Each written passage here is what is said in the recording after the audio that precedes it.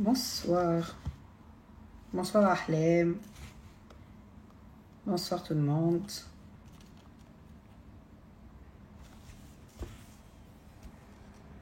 Je suis désolée pour le retard. Je suis un peu en retard. Alors, j'ai reçu beaucoup de messages là à l'instant. Est-ce que tu as regardé l'émission sur C8? Est-ce que tu as regardé le débat sur C8? Bon, après, quand on veut tuer son chien, on dit qu'il a la rage. Donc, quand on veut que quelque chose ne fonctionne pas, il faut bien lui trouver plein d'excuses. Donc, il ne faut pas trop écouter ces mauvaises presse, on va dire, ou ces choses. Donc, j'espère que vous allez bien, que vous avez passé une bonne journée. Donc, je vais attendre mon invité qui est Andy de Nutritique. Andy est un coach de vie, une personne juste adorable, pleine de connaissances, une personne pleine, un gars plein de connaissances. Et ce soir, notre live, ce sera sur le jeûne, CM. C'est pas que le jeûne islamique. Alors, d'une façon générale, on jeûne depuis la nuit des temps, on jeûne, mais on ne sait pas pourquoi on jeûne. En fait, vous jeûnez, mais vous savez pas ce qui fonctionne dans votre corps quand vous jeûnez. Qu'est-ce qui se passe? Qu'est-ce qui se passe dans le corps quand vous jeûnez? Ça, c'est important à savoir. Quelles sont les hormones qui sont activées? Quelles sont les hormones qui fonctionnent moins bien? Donc, voilà comment, biologiquement et physiologiquement, comment ça fonctionne.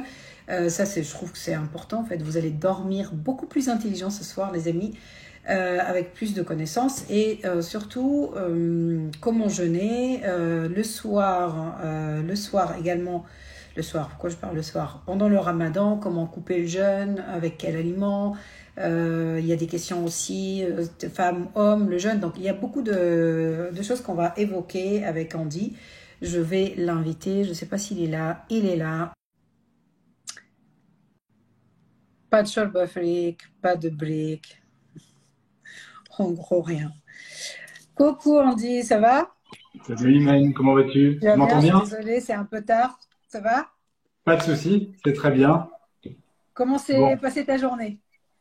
écoute, merveilleusement bien, il faisait un temps splendide en plus, donc c'était Ouais, très super. bien. Moi, j'ai Très bien. décidé dorénavant que je passerai que des merveilleuses journées. Elles se passeront que très bien. Ouais, j'ai l'impression qu'il y a quelqu'un qui t'aide. Beaucoup de personnes, mais il y a quelqu'un qui m'aide. Voilà. En tout cas, ça fait plaisir de t'avoir de nouveau sur mon feed et pour un live, on dit. Ça fait Mhm. plaisir. Alors, ce soir, on va parler d'un sujet qui te tient à cœur. Je sais que voilà que c'est un sujet aussi qui t'anime, c'est le jeûne. Le premier live on avait fait, c'était un live sur l'alimentation cétogène, le keto. Et là, ce sera vraiment le jeûne. Moi, je t'entends souvent dire que le jeûne est un outil puissant. Oui, Et j'aimerais bien voilà, que tu nous dises de ton point de vue, voilà, pourquoi c'est un outil puissant, quelle est l'histoire du jeûne en fait, pourquoi on jeûne, voilà. Et les questions viendront au fur et à mesure. carrément. Bah écoute, oui, je peux en parler parce que c'est un sujet que je connais un peu quand même, que je recommande aux personnes que j'ai la chance d'accompagner. Oui, vas-y, dis-moi. Juste présente-toi parce que Bien sûr. il y a des personnes qui ne te connaissent pas. Bien sûr, tu fais bien de me le rappeler. Alors oui, je m'appelle Andy, je suis coach de vie, mais je suis assez spécialisé. J'ai développé une méthode de coaching un peu particulière qui consiste à prendre en fait l'individu dans son intégralité, à savoir que je travaille à la fois sur le psycho, le mental, le physique et le spirituel. Et donc en fait, j'ai développé une approche qui lie à la fois les émotions, le psychologique, la dimension physique, hein, vraiment, et j'essaie de faire en sorte que les gens se sentent bien physiquement, mentalement, et qu'ils travaillent sur tous les aspects de leur individualité pour se développer, se sentir mieux et améliorer leur santé et leur bien-être de manière générale. Et le jeûne est un des 9 piliers que je soutiens pour améliorer sa santé et son bien-être. Voilà. Parfait, merci. Donc moi, je t'ai découvert à travers de ton site, hein, en fait. Juste, je précise, je t'avais contacté la première fois parce que par rapport à mes lectures sur ton site, et je t'avais proposé de faire un live. Donc voilà Oui. l'histoire, comment je t'ai connue. Donc voilà, je te laisse parler du jeûne. Pourquoi tu dis que c'est un outil puissant? notamment, voilà, parce que tu conseilles, et quelle est un peu l'histoire. On va commencer par l'histoire du jeûne. Bien sûr. Alors, je vais te parler de l'histoire du jeûne. Avant toute chose, il faut savoir que le jeûne, donc, comme je te le disais il y a un instant, je le considère comme un outil vraiment efficace, qui, comme pris à l'extrême, comme tout outil pris à l'extrême, peut ne pas être efficace, mais en l'état comme il est bien fait, quand il est bien fait, ça fonctionne super bien. Je le mets au même niveau que le sommeil, l'alimentation, comment dire, le mouvement ou l'exposition au froid dont je parle souvent sur mon flux Instagram. Ce sera Mais un le sujet jeûne, d'un autre live. exactement. Mais le jeûne est quand même quelque chose de très particulier puisque les résultats métaboliques sont vraiment immédiats quasiment. Et en très peu de temps, on obtient des résultats. Alors, c'est pas tout récent. Le jeûne, c'est depuis la nuit des temps que ça existe, hein, depuis l'âge de pierre, depuis le paléolithique, on utilise le jeûne, on pratique le jeûne. Alors, à l'époque, c'était pas vraiment thérapeutique ni spirituel, quoique, mais c'était effectivement parce que nous avions des périodes où il y avait certaines famines, des périodes sans alimentation, en particulier l'hiver. Et c'est vrai qu'on était obligé de jeûner pendant des périodes plus ou moins longues. Et ça a mis en place un certain nombre de processus physiologiques en nous, mais qui nous permettent de faire face à ces périodes de carence alimentaire. Et donc, le jeûne peut être considéré comme quelque chose de parfaitement naturel, tant qu'il est contraint dans des périodes limitées et quand il est fait dans de bonnes conditions. Donc, c'est quelque chose qui est pratiqué depuis la nuit des temps. Il est pratiqué dans tous les pays. Je peux te citer le Japon, l'Allemagne, les États-Unis, le Canada, la Grèce, l'Italie. Dans toutes les religions. Donc, toutes les religions, c'est pratiqué comme outil effectivement thérapeutique. C'est même enseigné dans certaines écoles de médecine. Mais toutes les religions d'ailleurs pratiquent le jeûne. Hein. Jésus, Bouddha, Mahomet en parlent tous. Donc, de toute façon, c'est quelque chose qui est soit considéré comme une pratique de pureté, soit considéré comme une pratique thérapeutique. Or, aujourd'hui, c'est devenu quelque chose, c'est devenu une pratique de santé qui est maintenant bien considérée et intégrée dans la vie de tous les jours. Alors, il faut savoir que de nombreux médecins, de par l'histoire, ont utilisé le jeûne. Je peux t'en citer plusieurs, comme Avicenne, comme Hippocrate, comme Hoffman. Ce sont tous des médecins qui ont utilisé le jeûne comme outil thérapeutique. Donc, c'est vraiment quelque chose qui fonctionne et qui a donné lieu à de très nombreuses études. Alors, pour la petite histoire, il faut savoir que le jeûne le plus long, c'est Angus Barbieri qui l'a fait et il a tenu 382 jours. 382 jours, ouais, c'est ça, c'est énorme. Juste avec de l'eau et des compléments alimentaires. Oui, et effectivement, il y a des recherches qui ont prouvé que nous, l'être humain est armé, en tout cas, on manque de la nourriture plutôt que l'abondance de la nourriture. On développe énormément de maladies parce qu'on mange trop, on mange mal, et dès qu'on jeûne, il y a vraiment un effet thérapeutique qui est derrière ça. Donc, juste, que se passe-t-il en fait quand on jeûne? Qu'est-ce qui se passe dans notre corps, dans notre intérieur, notre merveilleux corps humain? Alors, il se passe plein de choses, mais dans notre corps, il se passe 6 choses principalement. La première, c'est la diminution de la glycémie. Globalement, ton insuline ne va pas être sollicitée ou moins sollicitée, donc ton pancréas va moins fonctionner. Donc ta glycémie va diminuer. Tu vas avoir une glycémie qui va descendre, effectivement. Ta glycémie à jeun va être déjà beaucoup plus basse. Pourquoi? Parce qu'on ne consomme plus de glucides, on ne consomme plus de macronutriments, on n'a plus de nutriments qui rentrent, donc notre corps va aller utiliser une autre source d'énergie, on va en reparler, c'est notamment le glycogène, l'ATP et nos fameuses graisses corporelles. Ça, c'est la première grosse action. La deuxième grande action, on va dire que c'est l'augmentation de l'hormone de croissance. Effectivement, dans le jeûne, l'hormone de croissance augmente quasiment exponentiellement. À savoir qu'elle augmente 5 fois plus qu'en l'état normal. Voilà. Donc, pourquoi cette hormone de croissance augmente? Eh bien, tout simplement parce que pour mobiliser les graisses corporelles et pour gagner en masse musculaire, parce que vous le verrez, on peut gagner en masse musculaire pendant qu'on jeûne, il faut que cette hormone de croissance soit activée. Ça, c'est la deuxième chose. La troisième chose, c'est le métabolisme basal qui va légèrement augmenter. Alors, pour les personnes qui ne savent pas exactement ce qu'est le métabolisme basal, il faut savoir que c'est une mesure qui correspond aux besoins énergétiques incompressibles de votre corps pour qu'il puisse fonctionner normalement au cours de la journée. Voilà. Il y a une variabilité de 40% au cours de la journée, donc ce métabolisme évolue. Mais pour pouvoir activer la combustion de vos graisses, notamment, et puis tous les autres processus métaboliques, il faut que ce métabolisme augmente. Et donc, on va le voir, il va augmenter légèrement. Un autre élément fondamental du jeûne, c'est la réparation cellulaire. En fait, quand on jeûne, vous allez activer deux processus qui sont l'apoptose et l'autophagie. Et en fait, ces mécanismes-là sont inhérents au jeûne, au sommeil, parce qu'on a les mêmes mécanismes qui se mettent en place quand on dort, et quand on consomme un régime cétogène ou extrêmement low carb, où effectivement, on va stimuler l'autophagie, la réparation cellulaire. Donc ça, c'est un mécanisme très, très, très marqué pendant les phases de jeûne.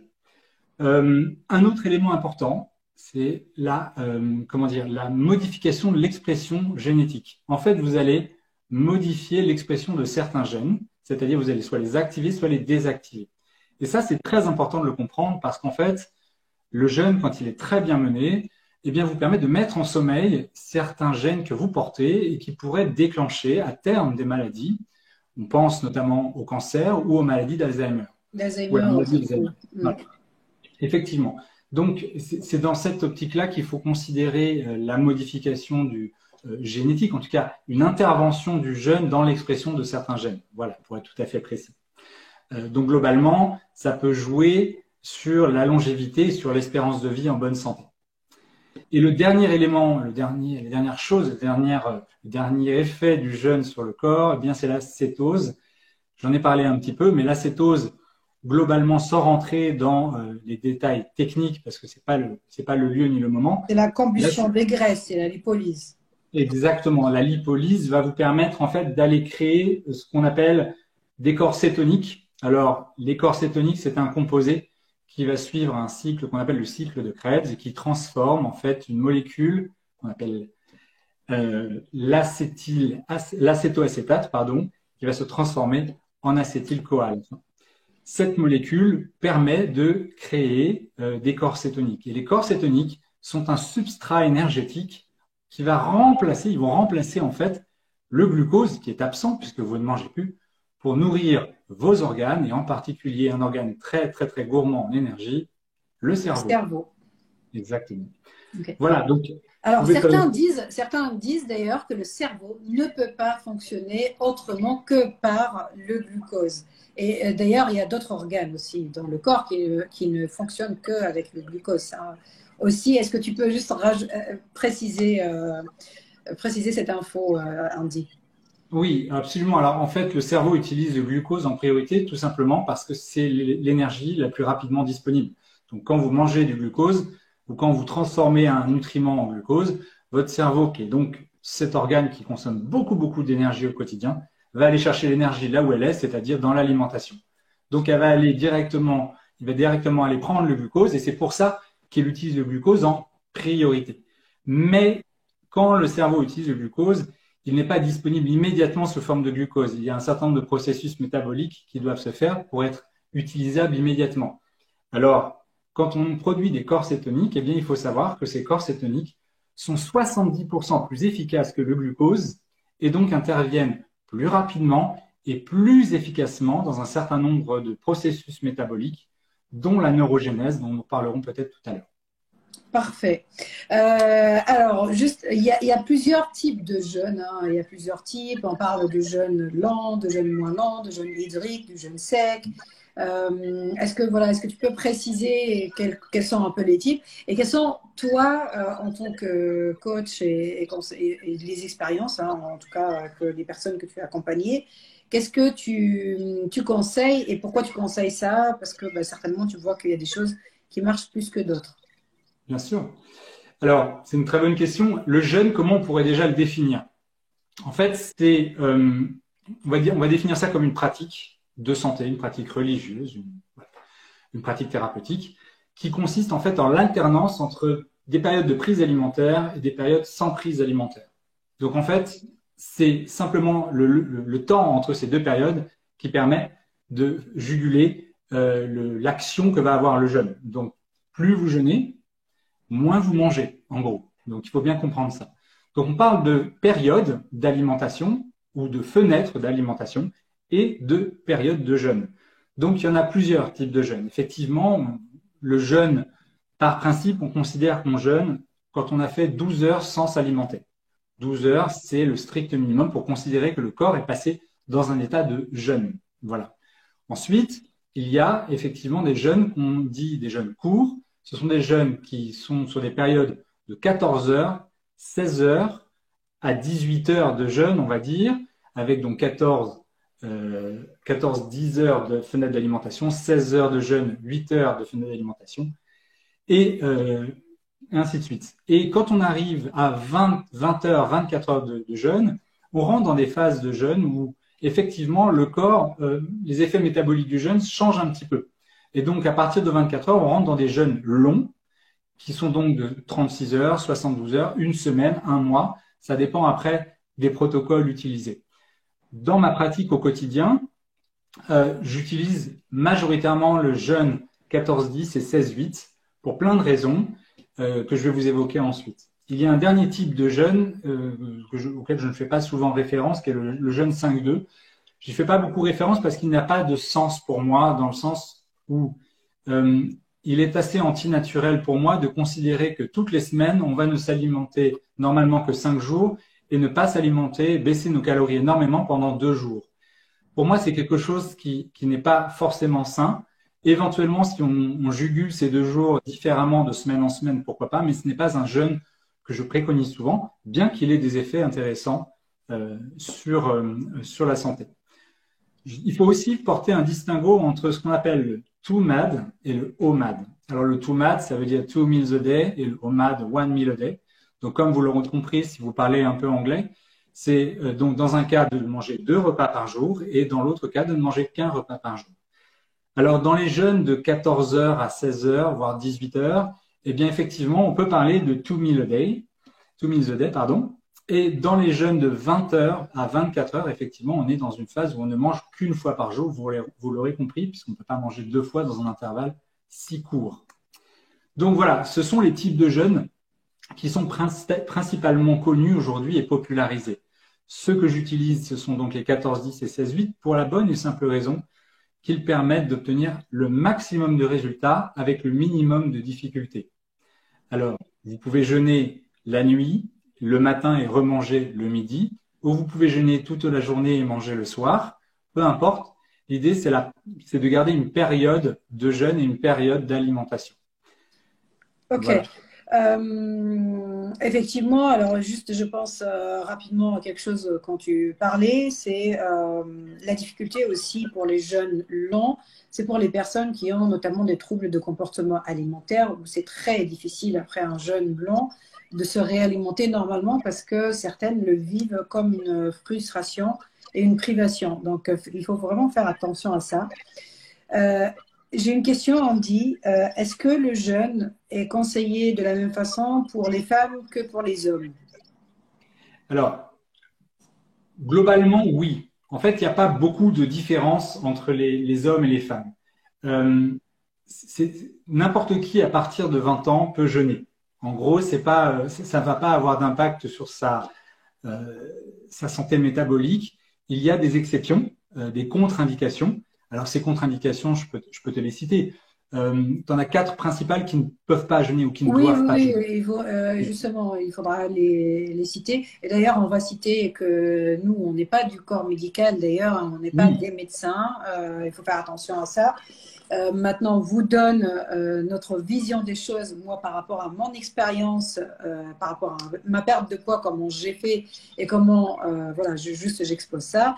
Et on dit par rapport aussi à son expérience et ses études aussi qu'il a fait sur le sujet. Effectivement, tu fais bien de le préciser, Imen. Alors oui, on n'est pas médecin. Là, effectivement, on a tous les deux une très belle expertise de ce sujet-là. Comme beaucoup de monde, hein, d'ailleurs, des gens qui ont vraiment potassé le sujet, et c'est très intéressant de découvrir jour après jour ce qui se fait.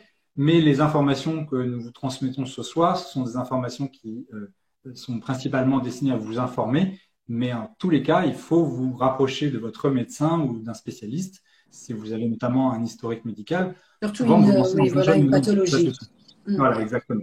Maintenant, il y a effectivement des personnes, hommes ou femmes, qui doivent se méfier. Alors, D'abord, ce sont les personnes qui ont des TCA, tu l'as dit juste avant, des troubles du comportement alimentaire ou qui sont de manière générale assez mal nourris, tout simplement parce que le jeûne va aggraver la situation dans tous les cas.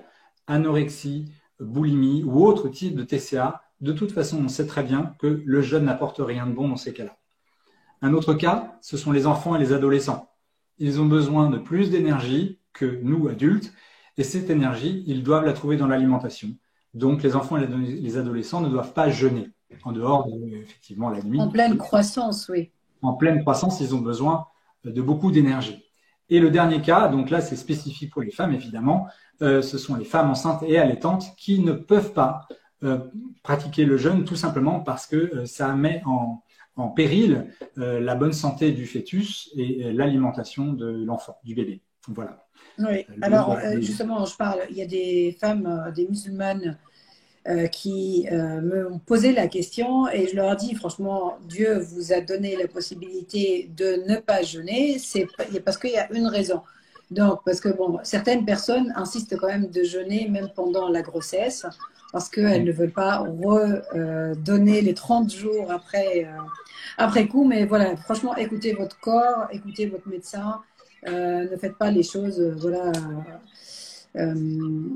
avec une force. Voilà, je sais pas, je cherche mes mots là.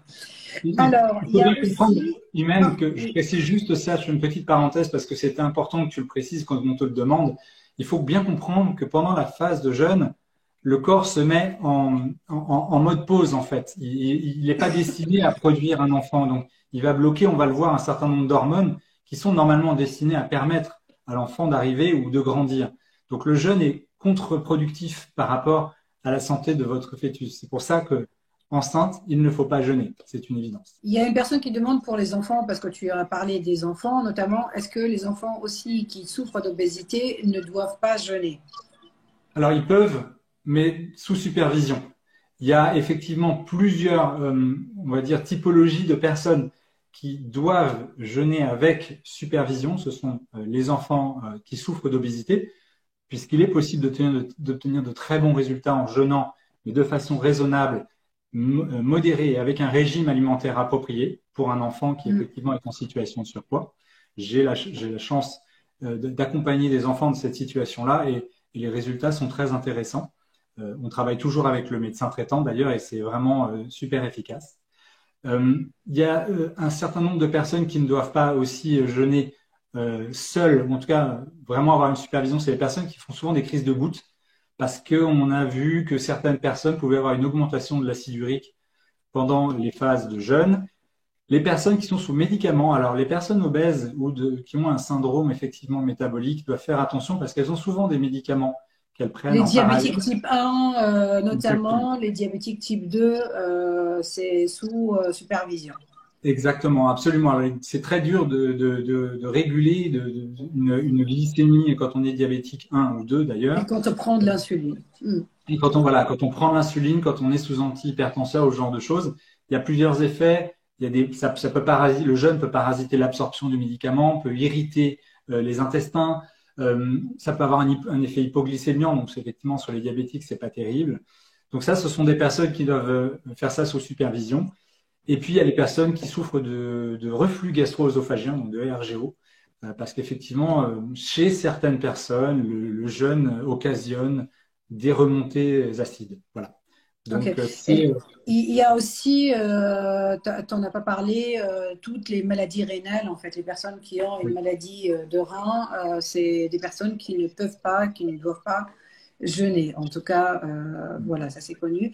Après, il y a des personnes qui posent la question, moi on va répondre, des questions sur, par exemple, j'ai le foie gras, j'ai une stéatose hépatique, est-ce que je peux jeûner?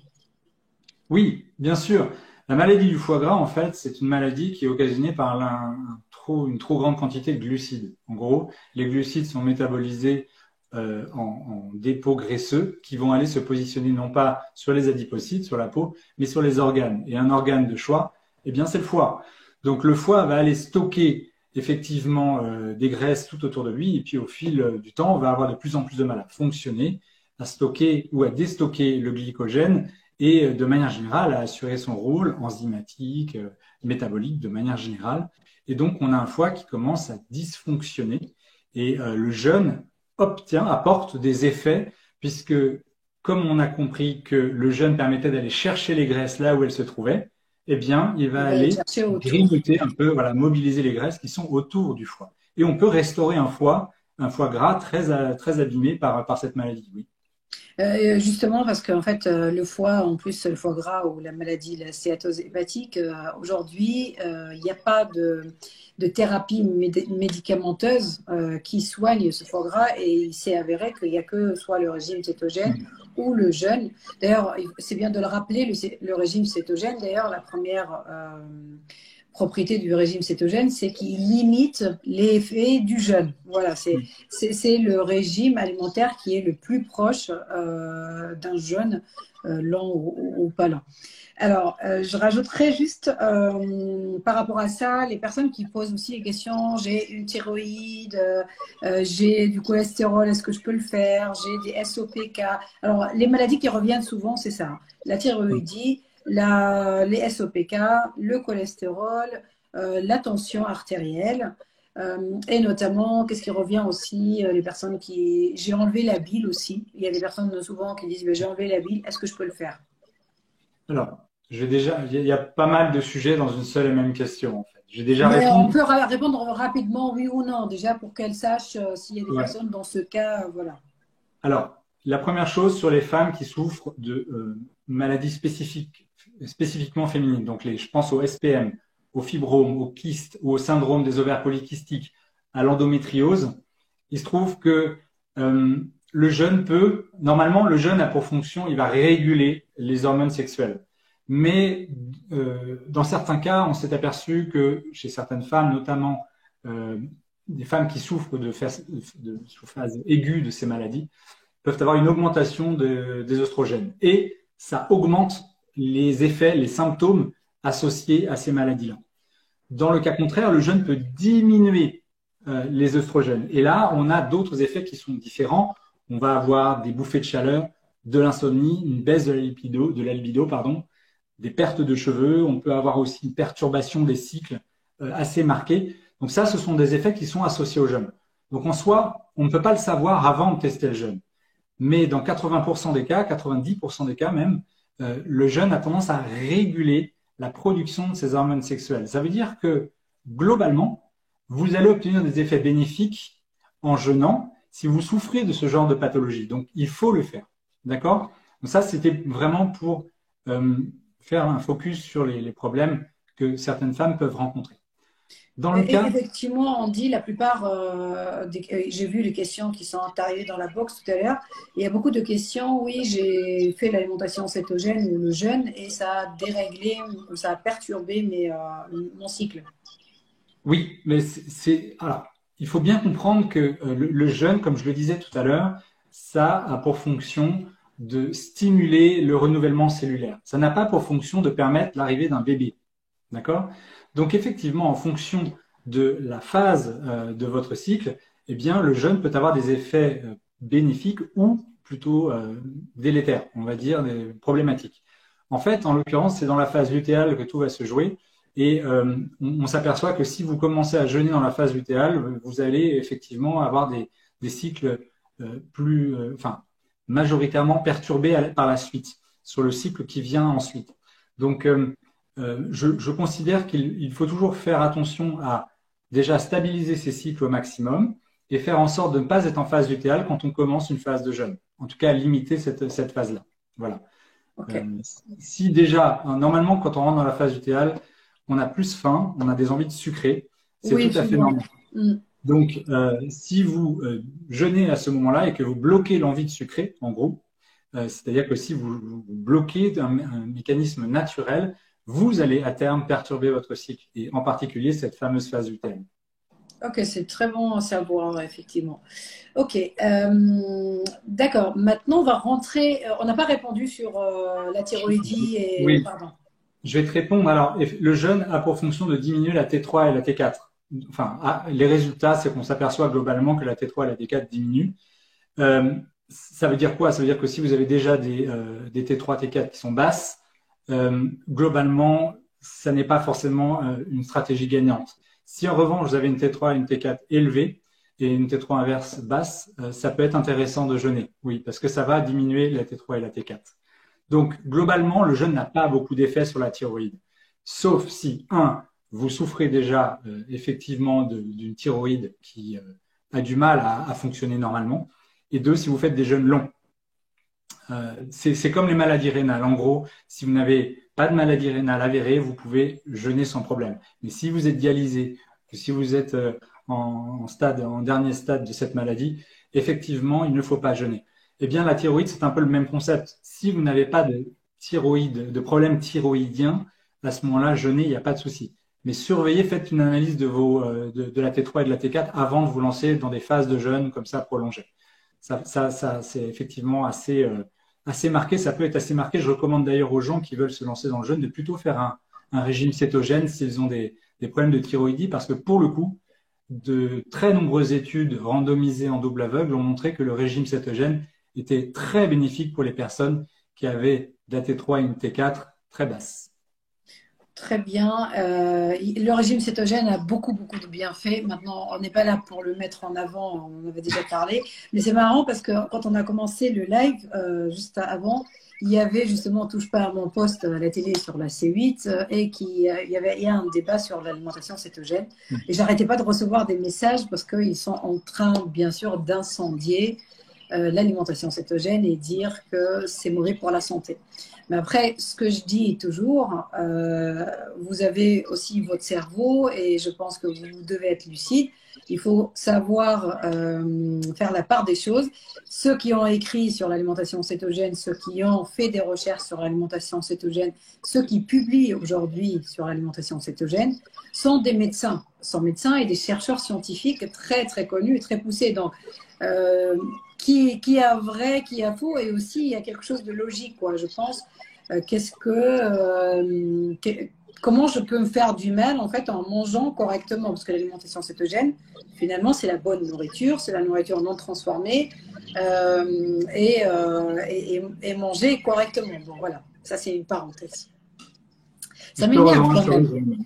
Ça m'énerve un peu quand j'entends des gens. Bon, après, ils ont le droit de dire, mais vous avez le droit d'avoir votre propre avis aussi et votre propre pensée sur le sujet. Oui. Il faut bien comprendre qu'il y a un gros lobby agroalimentaire et pharmaceutique. Qui fait pression, et pharmaceutique qui fait pression sur les médias pour effectivement déstabiliser ce qui fonctionne. Et le régime cétogène existe depuis le XXe siècle. Il est utilisé avec succès dans plein de pathologies. Il y a des chercheurs de renom, je pense à Dominique D'Agostino par exemple, qui est un très grand chercheur, qui est monsieur régime cétogène, et que je vous invite à découvrir si vous parlez anglais. C'est quelqu'un d'exceptionnel qui a écrit de très nombreux ouvrages et d'études sur le sujet. Et lui est en cétose permanente et c'est l'une des personnes qui soulève les charges le plus lourd en musculation. Je vous invite à le découvrir alors qu'il est toujours en cétose. Donc, aucun problème. Voilà, donc ça, c'est juste pour les rassurer, parce que depuis tout à l'heure, je vois ça. Oui, tu as vu. Bon, sinon, Andy, est-ce qu'on peut passer… bon, le cholestérol, c'est pas grave, même si tu réponds pas, parce que… oui, il faut jeûner pour le cholestérol. Il faut jeûner.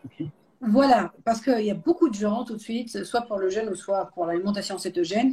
Ah oui, mais on va manger tout ce gras, mais j'ai du cholestérol. Donc, bon, je l'ai expliqué plusieurs fois aussi, c'est le rapport entre les triglycérides et le cholestérol qu'il faut surveiller, mais pas le cholestérol en tant que tel. Mais bon, apparemment, c'est une idée quand même très ancrée chez tout le monde. On nous l'a mis dans la tête depuis longtemps.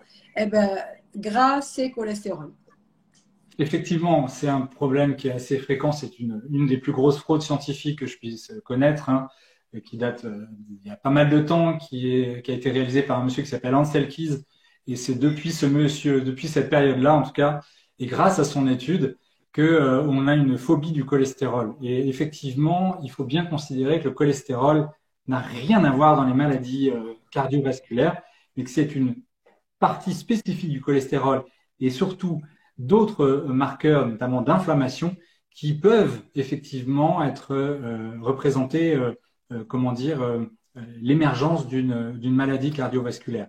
En soi, avoir un cholestérol élevé ne veut rien dire. Ça ne veut absolument rien dire. C'est effectivement, comme vient de le dire Imen, d'abord les triglycérides qui vont être importants de surveiller. Il faut garder des triglycérides basses et puis surtout surveiller son hémoglobine glyquée et sa CRP.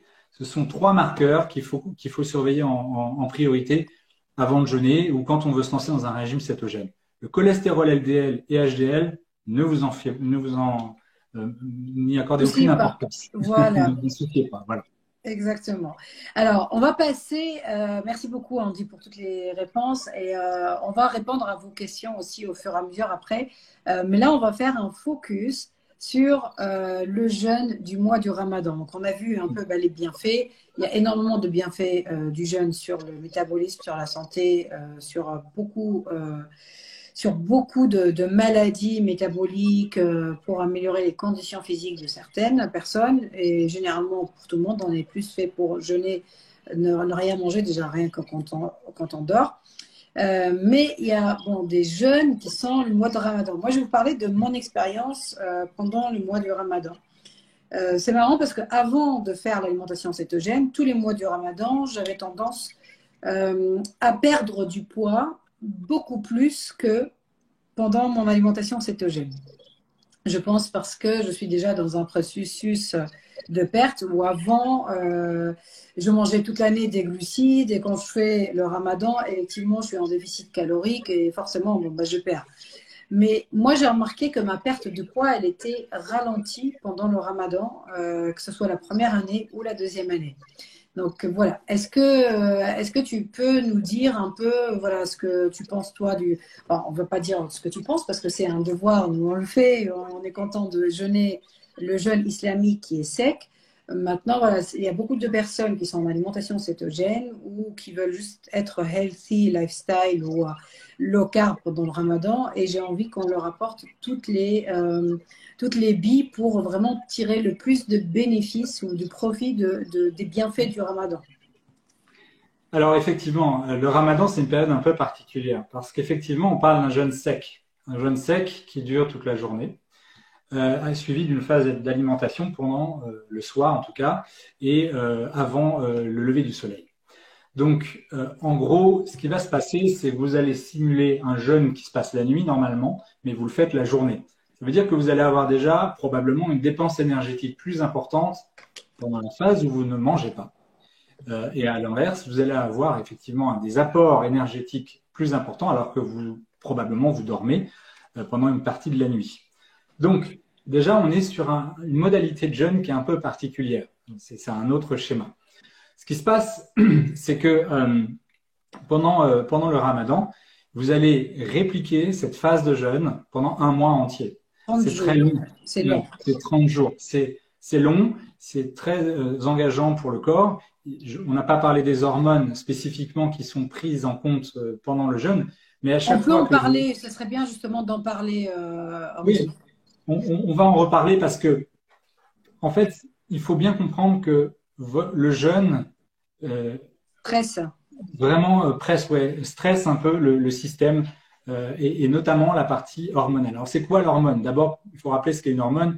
C'est une petite molécule chimique qui est produite par des cellules glandulaires. Alors, les glandes, c'est quoi? Il y en a plusieurs. On a l'hypophyse, on a la thyroïde, on a les parathyroïdes, on a les surrénales et on a le thymus. Mais il faut savoir que vous avez d'autres parties du corps qui produisent aussi des hormones. On peut penser au pancréas, par exemple, au cœur, aux reins, aux ovaires, aux testicules et même aux intestins.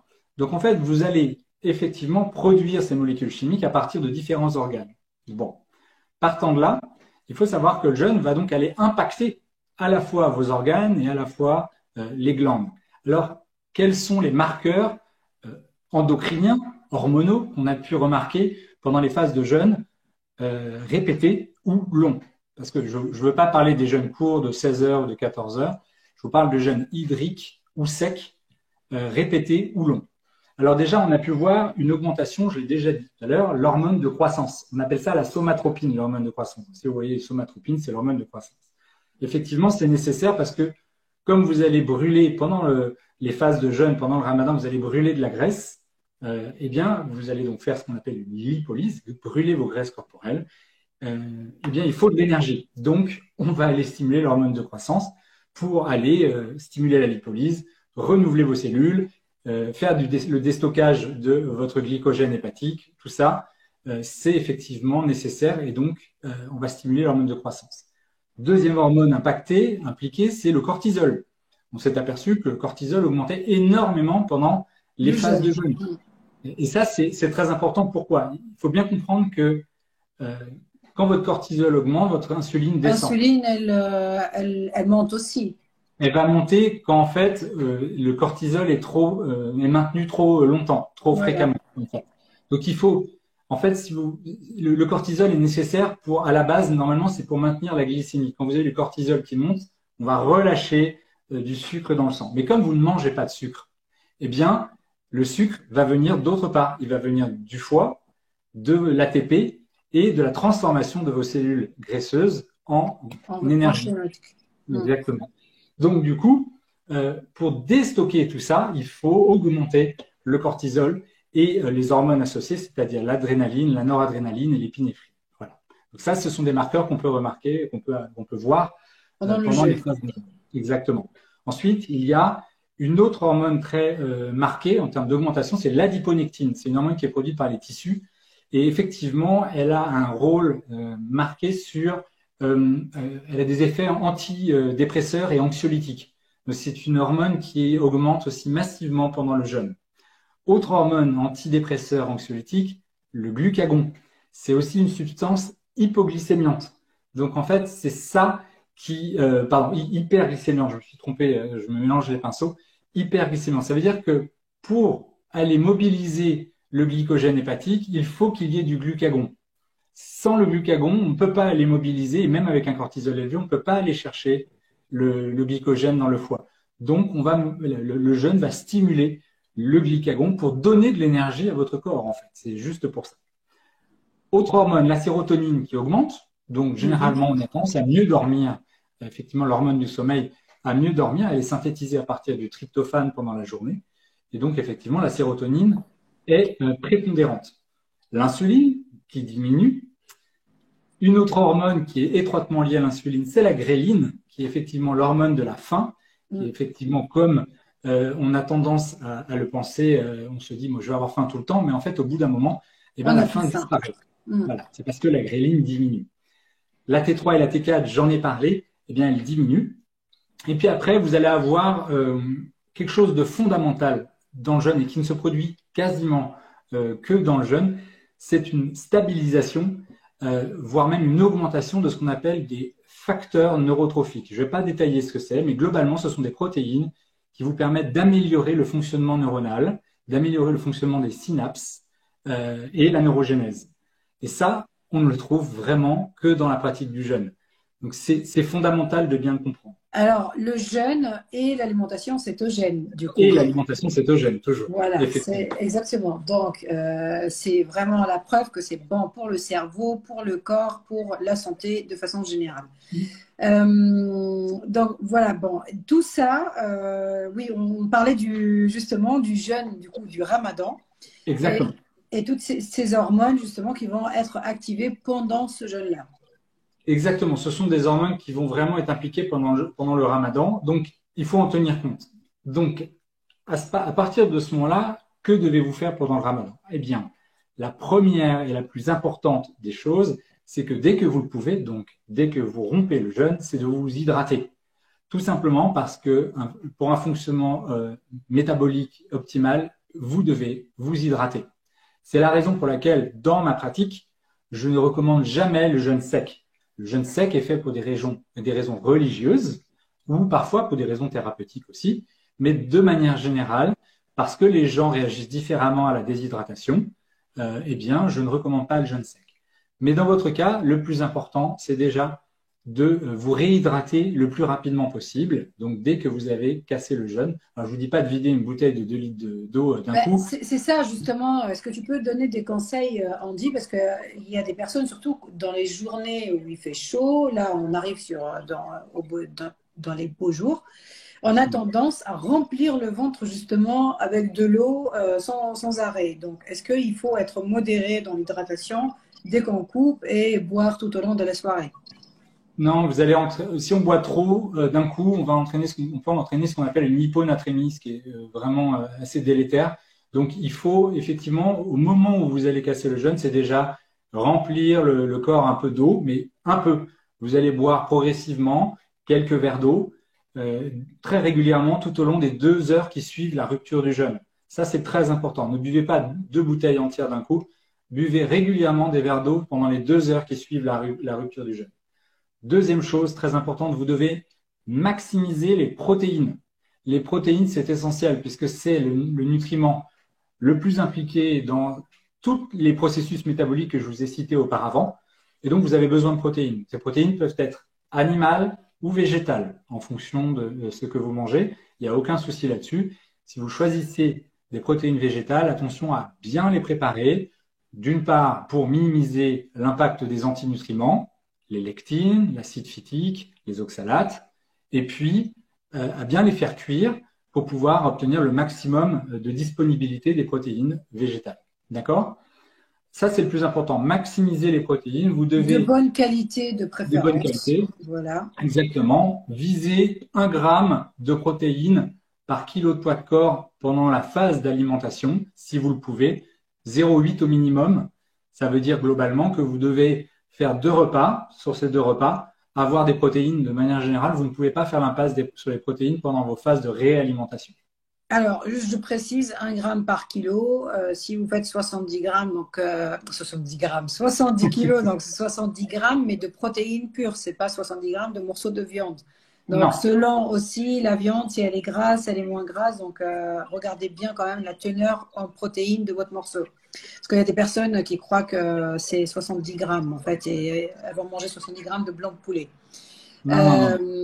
Donc Voilà. voilà, pour les protéines, c'est effectivement, il faut maximiser l'utilisation des protéines. À l'inverse, vous devez minimiser l'utilisation des glucides. Alors, je vais me faire taper dessus, mais effectivement, je sais que beaucoup de personnes qui auront le jeûne à la fin de la journée, eh bien, vont aller manger des choses assez glucidiques. Je pense aux céréales, je pense au pain, je pense aux dattes, je pense à la semoule. Ce sont des repas traditionnels qui sont certes très bons dans un contexte normal, c'est-à-dire en dehors du ramadan, mais quand vous cassez le jeûne avec des aliments trop glucidiques, vous allez avoir des effets qui sont plutôt négatifs sur votre organisme. Déjà, vous allez surstimuler l'insuline. Alors, justement, la date, parce que tu as parlé, excuse-moi, je te coupe, parce que tu as parlé Oui, de la date. Donc, juste pour vraiment insister, ne coupez pas, même si vous n'êtes… Bon, ils savent que l'alimentation cétogène, ils n'ont pas la possibilité de manger des dates, mais les personnes qui, même si vous n'êtes pas en alimentation cétogène, c'est quand même déconseillé de commencer à couper le jeûne et stimuler l'insuline avec des dates tout de suite. Et oui, les dattes, c'est probablement l'un des fruits secs le plus riche en amidon, en glucides de manière générale. On est, je ne sais plus, aux alentours de 60 grammes de glucides pour 100 grammes. Ouais. C'est vraiment énorme. C'est un fruit qui est asséché déjà, donc on a vraiment une quantité de glucides qui est assez élevée. Donc vous allez surstimuler votre insuline d'un coup. Et pour le coup, vous allez stopper net tous les processus métaboliques du jeûne et vous allez donc avoir effectivement un effet assez dévastateur sur l'insuline et sur vos triglycérides aussi en passant. Donc, qu'est-ce qui va se passer à terme? On s'en aperçoit sur pas mal d'études qui ont analysé un petit peu les effets du ramadan et de cette alimentation riche en glucides pendant les phases d'alimentation. On s'aperçoit que les marqueurs de l'inflammation explosent. Le mélange déjà entre gras et glucides, hein, et en plus, bien sûr, ce ne sont pas les bons gras. Généralement, comme on mange, les briques, les feuilles de briques frites dans de l'huile de tournesol, les gâteaux où il y a la farine blanche avec du sucre blanc et plein de beurre. Donc en fait, c'est voilà, le mélange gras, mauvais gras et glucides, des aliments très très élevés en glucides, effectivement, les marqueurs sanguins vont juste exploser, et notamment les triglycérides dont on a parlé tout à l'heure. Exactement. Et il y a, bon, alors, pour les personnes diabétiques, généralement, qui cassent leur jeûne avec ce type de repas, on s'aperçoit que l'hémoglobine glyquée et la CRP explosent. Donc, c'est vraiment quelque chose de très important à comprendre pendant cette phase de jeûne. J'interviens pendant cette phase de ramadan. à ne pas casser votre jeûne avec ce type d'aliment. À l'inverse, je vous recommande de faire des repas bas en glucides, traditionnels tout autant. Hein. On peut faire des soupes de légumes maison, hein, pas en sachet. On peut faire des salades composées, des légumes farcis, comme tu viens de le citer. On peut manger des blancs de poulet avec de l'huile d'olive, par exemple. Ça, c'est très bien. Du poisson. Le poisson est excellent. Il faut bien le choisir, évidemment. Les fromages au lait cru, si vous en consommez, brebis, chèvre. Vous pouvez manger effectivement des lentilles, des pois chiches, bien trempés, bien préparés. Alors, juste, je précise parce que là, je vais les perdre. Hein. Alors, il y a des personnes qui veulent rester en alimentation cétogène. Donc, lentilles, Oui, pois chiches, c'est pour les autres. c'est pour L'autre les autres. catégorie. Toujours, oui, oui, je précise, évidemment, là, je parle pour tout le monde. Mais pour ceux qui veulent rester en cétose, effectivement, faut surtout pas se lancer dans la consommation de pois chiches ou de lentilles. Quoique les lentilles ont un effet assez modéré, et même si elles vous sortent de cétose, ne vont pas avoir le même effet que les pois chiches. Mais D'ailleurs, Andy, excuse-moi, je te coupe, mais parce que là, pour le coup, c'est une question que moi, je me pose. Quelle est la différence, en fait, le fait que tu sois en autophagie, donc pendant le jeûne, et tu coupes après en étant en alimentation, tu restes quand même en alimentation réduite en glucides ou à index glycémique bas, notamment, ou en alimentation cétogène. Quels sont les effets en termes et de perte de poids et en termes de métabolisme? Est-ce que des effets sont les mêmes ou c'est mieux d'être keto ou c'est mieux d'être... Voilà, c'est une question que je me pose. alors, quand tu jeûnes, tu stimules une voie métabolique de régénération qu'on appelle AMPK. Comment dire, une voie métabolique, on va expliquer ça simplement, qui permet d'entraîner différentes actions dans votre corps, dont effectivement l'apoptose et l'autophagie et la stimulation du renouvellement cellulaire. Ça, c'est une voie métabolique qui est propre aux jeunes. C'est quand on ne mange pas vraiment. Ensuite, dès que tu manges, quelle que soit ton alimentation, quel que soit le Tu les stops. macronutriment, tu stoppes cette voie métabolique pour passer sur une autre voie qui s'appelle mTOR. Et donc, en fait, euh, j'ai envie de dire, il y a quelque chose qui différencie les deux. C'est que d'un côté, quand AMPK est stimulé, tu as malgré tout dans le jeûne l'IGF-1 qui est aussi stimulé dans une certaine mesure, mais beaucoup moins que quand mTOR est activé.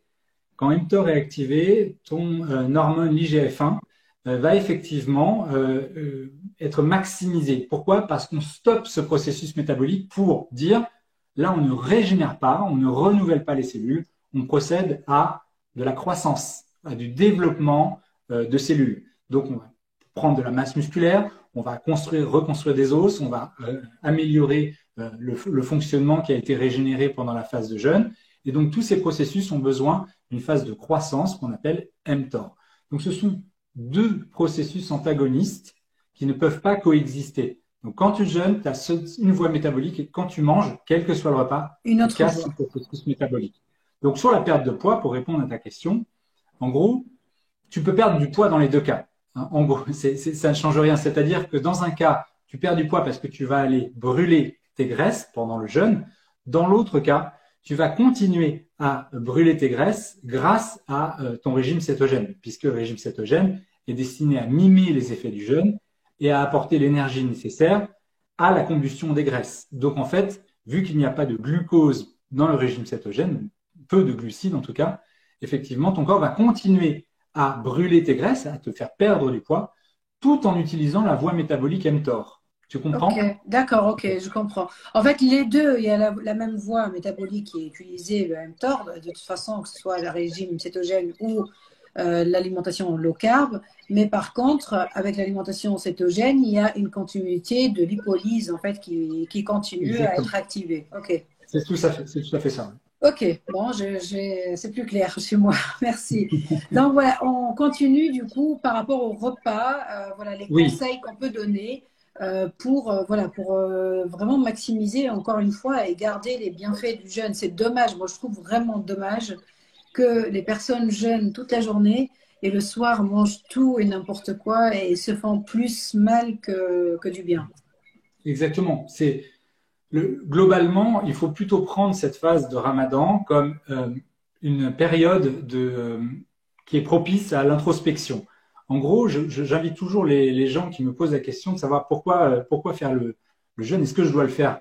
Et je leur dis, mais posez-vous la question, pourquoi on fait le jeûne? Pourquoi vous jeûnez pendant cette phase-là? Quel est l'intérêt personnel, hein, pour la pratique, pour le sentiment de faire quelque chose de bien pour soi, pour les autres, pour respecter la tradition? Pourquoi est-ce que vous jeûnez pendant le ramadan? Ensuite, le plus important, j'ai envie de dire, il est important de se dire que cette phase ne doit pas être stressante. Vous ne devez pas stresser toute la journée avec le jeûne pour décompresser, compenser avec l'alimentation le soir venu. Donc, quand vous approchez du ramadan, la première règle à suivre, c'est de limiter ou d'effacer tous les facteurs de stress que vous avez dans la vie, le plus possible. Donc, le travail, les relations toxiques, les problèmes récurrents, vous devez les mettre de côté pendant le ramadan parce que ça va être amplifié pendant que vous jeûnez. Et le réflexe de la quasi-totalité des gens, c'est que dès que l'alimentation est posée, les aliments sont posés sur la table, ils se jettent dessus et mangent sans conscience, en fait. Ils vont manger Ça, le plus vite j'insiste là-dessus et je l'ai rappelé même l'année dernière. Il faut vraiment manger en pleine conscience, manger doucement, commencer par voilà, une bonne portion de protéines, quitte à manger que des protéines et manger l'accompagnement un peu plus tard. Ce que je dis souvent, voilà, faites une pause avec, après les protéines, allez faire la prière, allez regarder un truc, allez, voilà, faites une pause et revenez pour manger le reste du repas après. possible. Moi, c'est ce que je fais et ce que je faisais en fait tout le temps. Alors quand je dis, j'ai pas, quand même, à chaque fois, j'ai perdu 2,7 kg, 3 kilos hein, pendant le mois du Ramadan. Mais je continue quand même à perdre, mais j'ai remarqué que c'était un peu plus ralenti que les mois d'avant. Absolument. Mais de manière générale, ramadan ou pas, comme ça vient d'être évoqué, il faut toujours manger calmement, posément, sans stress et mâcher le plus possible. Pour plein de raisons, hein.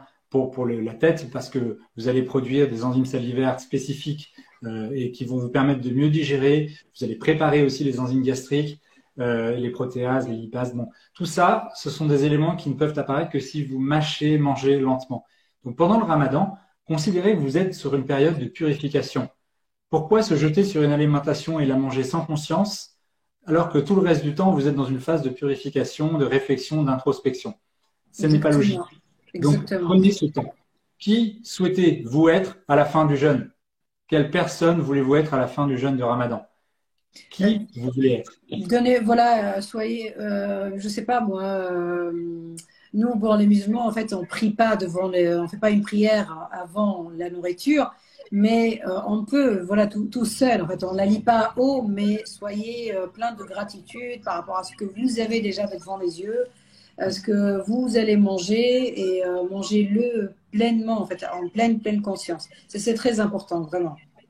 Ouais. Après, j'ai d'autres conseils que je peux vous donner Oui, pour ce Ramadan. La première des choses, c'est de ne pas faire des réserves. Ça ne sert strictement à rien. Ne faites pas des réserves en vue du Ramadan. Vous allez perdre du poids, certes, mais vous n'allez pas manquer de nutriments, vous n'allez pas manquer de graisse, vous n'allez pas manquer. Vous inquiétez pas. Les gens peuvent ne jeûner. faites pas le plein maintenant. Non, ça ne sert strictement à rien. Le deuxième conseil que je peux vous donner qui est essentiel, selon moi, c'est de vous coucher le plus tôt possible. En gros, de dormir le plus possible. Pas forcément de vous coucher tôt, mais de dormir le plus possible. Tout simplement parce que si vous manquez de sommeil, vous allez augmenter encore plus votre cortisol et Le dépasser la stress. zone de confort, le stress, exactement, l'adrénaline, l'épinéphrine. Et donc, ce manque de sommeil va diminuer la sérotonine alors que vous êtes en train de jeûner, c'est dommage, et va rendre le jeûne de plus en plus difficile à tel point que vous allez même produire de l'insuline alors que vous ne mangez rien, juste parce que vous déclenchez trop de cortisol et trop d'hormones de stress. Ça n'est plus physiologique. Donc, manque de sommeil égale jeûne peu productif, difficulté à tenir le jeûne. Alors, juste par rapport à ça, je te laisse encore. Merci beaucoup pour toute cette bienveillance, Andy.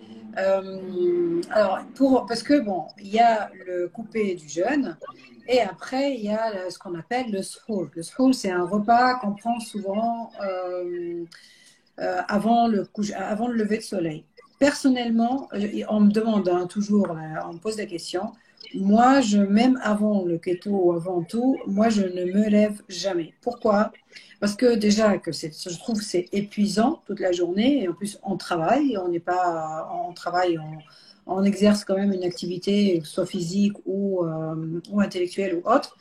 Et donc, moi, je préfère juste avoir faim, mais pas avoir faim et être fatiguée parce que j'ai pas dormi. Donc, après, ça dépend des personnes. Il y a des personnes qui se sentent en forme et qui sentent le besoin de prendre ce deuxième repas avant le lever de soleil, ce qui fait que elles vont se lever à 3h30 le matin, 4h. Il y a des personnes qui arrivent à se recoucher, d'autres non. Moi, je sais que je n'arriverai pas à me recoucher, donc j'ai fait le choix de ne pas me lever.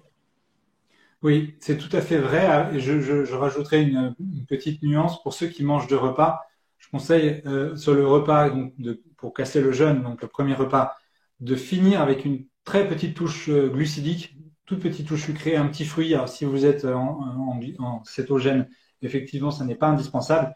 Mais si vous voulez avoir une petite touche glucidique, prenez-la sur le premier repas, tout simplement parce que ça va permettre d'optimiser la production de sérotonine au moment de vous endormir. En particulier les fruits rouges. Voilà. Donc les baies, les baies, les fruits rouges. Mais ne prenez pas de sucre, surtout avant votre jeûne, c'est-à-dire sur le repas de l'aube. Tout simplement parce que vous allez stimuler à ce moment-là votre insuline et ça va rendre votre jeûne de la journée beaucoup, beaucoup plus difficile. C'est un point essentiel à comprendre. Si vous stimulez votre insuline juste avant de vous lancer dans le jeûne, eh bien vous allez avoir une hypo au moment de vers midi à peu près. Et effectivement, cette hypoglycémie va rendre le jeûne très très difficile avec des maux de tête, voilà, des migraines, des douleurs articulaires ou musculaires, une soif intense, voilà, tous ces genres de choses. Donc ça, c'est un point important à comprendre. Et d'ailleurs, je reviens sur la soif, buvez. Buvez et si possible, si vous êtes en cétogène le reste du temps et que vous faites Ramadan, buvez de l'eau légèrement salée pendant la phase où vous pouvez boire, tout simplement pour rééquilibrer vos électrolytes.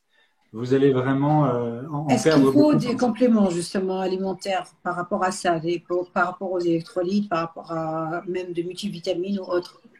Alors, de manière générale, je ne recommande pas toujours les compléments alimentaires. Mais comme le Ramadan est une phase de jeûne qui est répétitive et prolongée, certains compléments alimentaires en amont du jeûne, en amont, peuvent être intéressants. D'abord, c'est le magnésium sous forme de bisglycinate. Bisglycinate de magnésium, c'est une des formes les plus digestes, on va dire, et c'est C'est à très diluer dans efficace. l'eau, c'est ça? Oui, soit en poudre, soit en cachet, on peut en Ok. trouver. Bisglycinate de magnésium. Je ne vais pas vous donner les posologies maintenant parce que je ne les ai pas en tête. La vitamine D, alors ça, c'est pas valable que pour le Ramadan, mais de manière générale, il est impératif d'avoir des niveaux de vitamine D et de la Et, coupler avec de la vitamine K2 et MK7, tout simplement parce que ça baisse pendant ce mois de Ramadan énormément. Alors ça dépend, si vous êtes exposé au soleil beaucoup, non, mais si vous travaillez dans un bureau, le jeûne prolongé comme ça a tendance à diminuer drastiquement les niveaux de vitamine D. Vitamine C également, vu que vous allez manger moins de fruits, notamment parce que vous êtes en cétose la plupart du temps et que vous continuez avec le régime cétogène, la vitamine C peut être importante, à moins que vous ne mangiez des abats spécifiques. Et là, pour le coup, vous pourrez trouver la vitamine C. Mais il faut prendre de la vitamine C liposomale, qui est la plus digeste et la plus rapidement accessible. Dernière chose que je vous recommande, les deux dernières choses, c'est la whey, tout simplement parce qu'à la fin du jeûne, on peut avoir perdu de la masse musculaire, tout simplement parce que votre testostérone descend également au bout d'un moment. Donc ça, c'est valable pour tout le monde. Mais la whey peut vous permettre de maintenir une masse musculaire un petit peu plus importante. Donc c'est du lactosérum en poudre. Hein, là, ouais, le collagène aussi, parce que c'est le 100% protéines collagène, aussi. la glycine pour le microbiote et pour la sérotonine, la production de sérotonine. Donc 10 grammes de glycine, par exemple, par jour, c'est quelque chose de très bien. Donc n'hésitez pas à vous supplémenter au niveau de ces compléments alimentaires, c'est ce que je peux vous recommander. Est-ce que l'oméga 3, l'oméga 3 peut aussi servir? Alors, Ou on peut, de toute façon, on peut aussi choisir des aliments qui sont riches en oméga 3 et ne pas la prendre. alors les oméga 3, c'est valable toute l'année, bien sûr, comme ce que je viens de vous citer, mais vous n'allez pas avoir de carence en oméga 3 plus marquée parce que vous jeûnez pendant le Ramadan. De manière générale, c'est très bon de se supplémenter en oméga 3 ou de manger des aliments qui contiennent beaucoup d'oméga 3, comme les Les sardines, sardines, le saumon. le saumon, exactement. Tout simplement parce que les oméga 3 vont permettre d'améliorer les effets des facteurs neurotrophiques, donc en l'occurrence la création de nouveaux neurones, l'optimisation des synapses, la régénération extraneuronale. Tout ça, c'est stimulé par les oméga 3. Les oméga 3, il faut bien comprendre que ce sont des molécules qui circulent très librement dans toutes les parties du corps, et y compris dans la partie encéphalique. Voilà. Et d'ailleurs, en parlant de ça, donc, il y a aussi des questions pour le zinc et pour le zinc et le chrome. Est-ce que aussi c'est des choses… Alors, moi, je suis pas très complément alimentaire, mais j'ai remarqué, en fait, par rapport à tous les échanges que je peux avoir, il y a des gens qui adorent les compléments alimentaires. Dès qu'on parle de compléments alimentaires, ils vont acheter la panoplie. Donc, est-ce qu'il y a besoin du chrome et du reste? Non, il n'y a pas besoin de chrome. Et le zinc, ça peut être utile dans certains cas, mais pas spécifiquement au ramadan. Les compléments alimentaires, je suis pas fan non plus. J'en propose, j'en recommande aussi aux personnes que j'accompagne. Euh, Maintenant, il faut bien comprendre que si vous mangez naturellement, vous allez obtenir déjà de grandes quantités de nutriments et tous les minéraux et oligo-éléments dont vous avez besoin, ainsi que des Voilà. Il vitamines. faut chercher vraiment, moi je privilégie les sources des aliments où je peux trouver plein justement de micronutriments. Exactement. Alors il y a une personne qui demande, mon fils a 12 ans, on a parlé tout à l'heure du jeûne fériel pour les enfants, donc tu pourras revenir peut-être au début du live parce que c'est un sujet qu'on a évoqué. Donc on a parlé de compléments alimentaires, j'aimerais aussi qu'on parle de l'activité physique pour démultiplier les effets, les bienfaits. Est-ce qu'on le fait avant, après, pendant le jeûne? Quelle activité aussi physique et à quel moment on dit? Alors, vous pouvez faire du sport pendant le jeûne. Il n'y a aucun problème là-dessus. La seule réserve que j'émets, c'est qu'effectivement, vous ne pouvez pas vous hydrater. Voilà. Donc, le danger est là. Autant passer une journée en jeûne sec, c'est compliqué. Mais faire du sport sans s'hydrater, c'est quasiment dangereux. C'est carrément dangereux. Donc, la seule activité que je vous recommanderais immédiate, c'est de marcher. C'est de marcher, de faire une activité modérée. Donc, si vous voulez faire de la muscu à tout prix, travailler avec des bandes élastiques doucement, voilà, histoire de stimuler effectivement la création d'ATP, la La masse création de fibres musculaire. 2, voilà, la stimulation des fibres 2. Donc, tout ça, vous pouvez le faire, mais il faut que ça reste modéré pour ne pas vous déshydrater. Donc, gardez en tête que la marche pendant le jeûne est vraiment très bonne. Essayez de faire cette activité 2 heures à 3 heures avant de casser le jeûne, pas au tout début de la journée, tout simplement pour les raisons que je viens d'évoquer, c'est que si vous avez soif, ça va être beaucoup plus difficile à tenir après avoir marché que si vous n'aviez pas marché. Donc faites ces efforts, cette marche, ces exercices aux bandes, ces mouvements au sol par exemple, ces étirements ou le yoga si vous en faites, 2 à 3 heures avant de casser le jeûne pour pouvoir ensuite rééquilibrer vos électrolytes, rééquilibrer vos apports en nutriments et en vitamines. C'est vraiment essentiel de le faire là. Après, si vous faites la marche, moi je sais que je faisais la marche, je faisais 1 heure et demie, je la fais à l'heure de déjeuner. Bon, voilà, il n'y avait pas vraiment de souci parce qu'il ne faut pas oublier que les femmes 2 heures parfois avant de couper, elles sont devant les fourneaux en train de préparer à manger pour le repas. Donc, elles ne pourront pas forcément sortir faire leur marche à l'extérieur. Mais je pense qu'entre midi et 2, c'est… Parce que la marche, c'est pas un sport quand même où on se fatigue, où on sollicite beaucoup. Donc, ça peut être une marche douce ou du yoga. Je pense qu'il n'y a aucun souci là-dessus. Ça optimise les effets métaboliques aussi, hein. Ça augmente l'autophagie, ça met en cétose plus rapidement, ça stimule l'apoptose, ça stimule le déstockage du glycogène hépatique. Vraiment, c'est tout bon. La marche, c'est une activité qui est totalement sous-estimée. Bien meilleure que la course à pied d'ailleurs, je trouve. Oui, et justement, pour stimuler tout ça, il faut profiter de la phase d'autophagie, du jeûne pour le faire, pas après couper le jeûne. Non, il faut en profiter. Effectivement, c'est vraiment le timing au même titre que prendre une douche froide avant de casser le jeûne est super bien. Eh bien, tout simplement parce qu'en fait, vous allez permettre à votre corps de se refroidir. Une fois que vous allez manger, vous allez le réchauffer et donc votre corps sera prédisposé au sommeil. Donc ensuite, vous pourrez vous endormir plus facilement, plus rapidement après avoir mangé, justement parce que vous aurez jugulé à la fois le corps en température, puis en alimentation. Et ça, c'est un phénomène intéressant.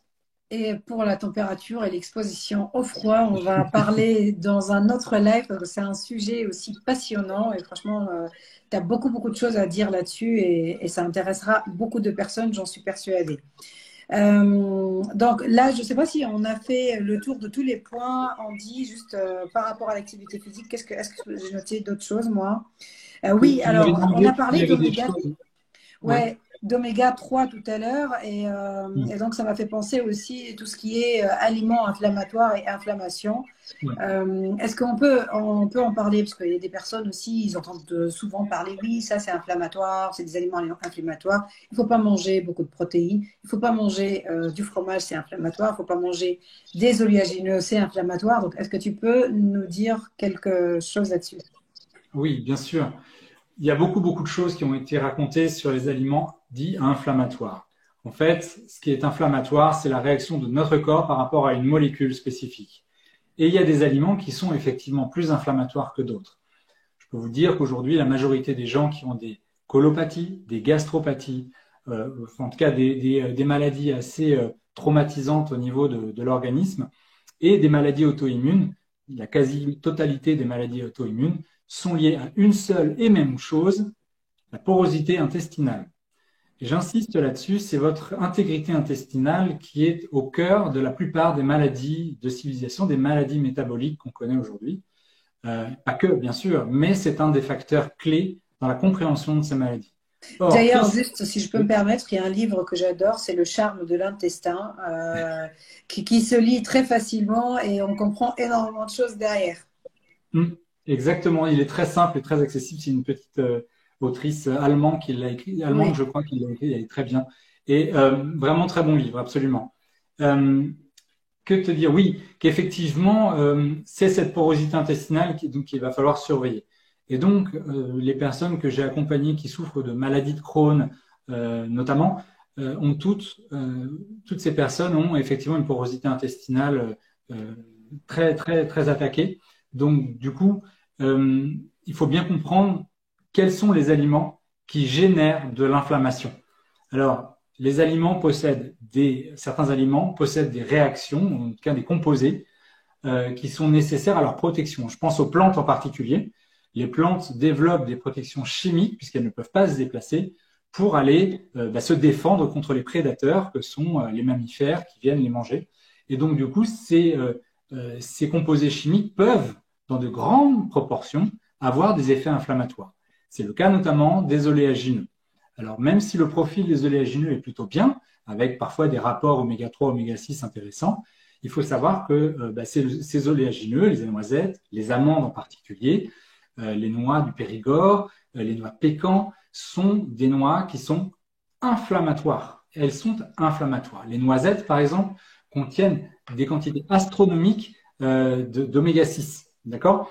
Donc, il faut bien comprendre que c'est dans les oléagineux qu'on va trouver énormément d'antinutriments. Les antinutriments, c'est quoi? Acide phytique, lectine, oxalate, saponine. Tous ces éléments-là, on les retrouve dans les oléagineux en particulier, mais pas que. Qu'est-ce que ça fait? Eh bien, ça irrite votre intestin. Alors, on me dit, oui, si je le fais tremper, si je le fais tremper longtemps, ça passe. Oui, ça passe en particulier, mais pas pour tout. Il y a des antinutriments qui restent, et ces antinutriments, à terme, peuvent abîmer votre paroi intestinale. Il y a énormément de problèmes avec les oléagineux, mais également avec certaines céréales. Certaines céréales peuvent être particulièrement inflammatoires de par leurs protéines. Je pense à l'avénine de l'avoine ou au fameux gluten du blé, qui, quoi qu'on en dise, il n'y a pas d'intolérance spécifique. On est tous intolérants au gluten. On n'a pas développé une intolérance au fil de l'eau. Il y a certaines personnes, notamment issues du bassin méditerranéen et d'Afrique du Nord, qui ont conservé un gène qui s'appelle AMY75, je crois, et qui permet effectivement de mieux digérer les céréales. C'est un fait. Mais de manière générale, il faut bien comprendre que la plupart des générations européennes n'ont plus ce gène et ne digèrent pas bien les céréales, même si elles n'ont pas de douleur. Et donc, c'est une inflammation qui se met en place au fil des années jusqu'à ce qu'on ait des symptômes caractéristiques comme des constipations, des gaz, des maux de ventre, des remontées acides et des douleurs abdominales qui deviennent fréquentes, chroniques, avec des phases aiguës. Ça, ce sont des marqueurs de l'inflammation. D'autres marqueurs de l'inflammation, ce sont les douleurs articulaires qu'on retrouve assez fréquemment et qui n'ont pour le coup rien à voir avec l'âge, dans certains cas, et qui sont liés effectivement à des marqueurs inflammatoires liés à l'alimentation. Donc, quand je pense à ça, je pense à tous ces aliments qui contiennent des antinutriments, donc les oléagineux, les céréales en particulier, mais également les légumineuses quand elles sont mal préparées. Mal préparées, c'est-à-dire quand elles ne sont pas trempées. Maintenant, tu m'as parlé d'autres aliments comme le fromage. Alors, Juste, puisqu'on est sur les oléagineux oui, rapidement, alors, est-ce qu'il y a une différence aussi quand on prend les oléagineux en entier ou quand elles sont passées en farine et dépourvues aussi encore de plus de micronutriments? Parce oui. qu'en alimentation cétogène, notamment, c'est notre seul échappatoire pour faire quelques gâteaux, pour faire du pain keto ou autre. Ben, on utilise la farine notamment d'amande, la farine de noisette, la fibre d'avoine, on utilise du psyllium, donc on utilise quand même pas mal de... Et surtout les farines d'oléagineux. Alors, les farines d'oléagineux sont bien dans le régime cétogène parce qu'elles nous permettent de remplacer avantageusement les farines de blé, notamment. Alors, le problème, c'est qu'on va retrouver des proportions élevées dans la farine d'amande en particulier d'acide oxalique. Et l'acide oxalique, c'est un acide qui va aller se fixer sur le calcium dans les reins et créer ce qu'on appelle des calculs rénaux. Donc, toutes les personnes souffrant de calculs rénaux, eh bien, doivent éviter cette farine en particulier dans la préparation des repas qui suivent le jeûne pendant le ramadan. Ces farines sont particulièrement élevées en acide oxalique et donc c'est un point à prendre en compte. Maintenant, il faut faire attention entre les amandes telles qu'on les consomme quand on casse la coque, les amandes quand elles sont torréfiées et salées, et les amandes crues telles qu'on les trouve dans les magasins aujourd'hui et en poudre. Ce sont des formules totalement différentes. Effectivement, je déconseille formellement d'utiliser et de manger des amandes torréfiées parce qu'elles sont extrêmement inflammatoires. Elles vont élever tous les marqueurs en très peu de temps de par l'effet de la torréfaction. Ça, c'est un point essentiel. Maintenant, quand on les réduit en poudre à partir d'amandes crues, en gros, on dénature un petit peu le produit. Donc, tu as certes moins de nutriments, mais tu as aussi beaucoup moins d'antinutriments dans la farine d'amande en particulier. Maintenant, c'est la quantité qui fait le poison, toujours. Donc, il faut pas diaboliser complètement cette farine-là. On peut l'utiliser de façon raisonnable et raisonnée, sachant que c'est particulièrement riche en graisse également. Donc, faire attention à bien prendre en compte le paramètre lipide dans l'utilisation des farines d'amande, beaucoup plus que dans les farines de blé. Voilà. Ok, merci beaucoup. Et dernière chose par rapport à ça, on entend beaucoup aussi parler de cet équilibre oméga 3, oméga 6 également, par rapport à l'utilisation de toutes ces farines-là. Oui, absolument. Le problème qu'on a, c'est que c'est la proportion d'acide linoléique, donc les oméga 6. Effectivement, aujourd'hui, on mange 10 fois trop d'oméga 6. On en trouve partout. Partout. Dans Les l'huile de huiles végétales tournesol, notamment. les huiles végétales, c'est simple. En dehors de l'huile d'olive et de l'huile de coco, tout ça, vous devez les mettre à la poubelle. Même l'huile de colza, parce qu'il est difficile de trouver une huile de colza parfaitement purifiée, extraite à froid, pressée à froid. C'est vraiment très difficile. Si vous en trouvez, c'est très bien, c'est une très bonne huile. Mais c'est difficile et en aucun cas ne cuisiner, bien sûr, avec de l'huile de colza. Mais l'huile de maïs, l'huile de tournesol, jetez-les. Ça ne sert à rien d'en avoir et de cuisiner avec, vraiment. Et il y a l'huile, par exemple, l'huile de sésame, c'est important, justement, l'huile Oui, de sésame, l'huile de noix, tout ce qui est huile d'oléagineux, ça, par contre, bien sûr, je ne parle pas de la cuisson. La cuisson, à part la noix de coco, le ghee, non, le ghee, c'est animal. La c'est noix de animal. coco et l'huile d'olive, il n'y a que ça, il n'y a que ces huiles avec lesquelles on peut cuisiner.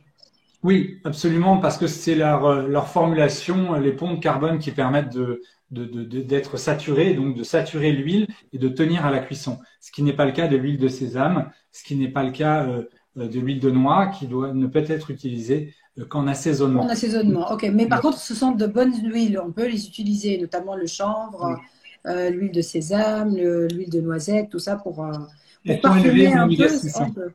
Elles Ok, sont très élevées en oméga 6, donc c'est à prendre en compte, hein. Le ratio d'accord. idéal, c'est 1 pour 1, oméga 3, oméga 6.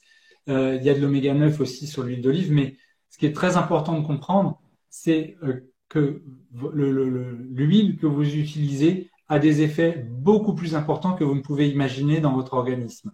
Donc, considérez que la quasi-totalité des aliments que nous mangeons aujourd'hui dans le commerce et dans nos assiettes sont très riches en oméga 6. Si vous rajoutez une huile riche en oméga 6 aussi, alors elle peut avoir beaucoup d'oméga 3, hein, mais si elle est aussi riche en oméga 6, vous devez quand même en tenir compte parce que les oméga 6, dans des proportions élevées, sont très inflammatoires et sont à l'origine d'une grande majorité des problèmes cardiovasculaires que les gens rencontrent. D'accord, c'est bon à savoir parce que c'est vrai que c'est pas quelque chose qu'on prend en compte souvent. Hmm. C'est Ok. le glucose. Le glucose et oméga 6 ne sont pas vos meilleurs amis dans des proportions Et élevées. l'huile de colza, bon, on ne peut pas la chauffer, non. Il faut vraiment qu'elle soit déjà à Ouais. première pression à froid, bio, et la garder au frais. Et c'est pas une huile qui supporte la chaleur, pas du tout. L'huile de lin et d'avocat, c'est des huiles aussi qu'on utilise en alimentation cétogène, qui sont riches aussi en lipides, notamment Mhm. l'huile de riche en lipides. Qu'est-ce que je dis? C'est que des lipides.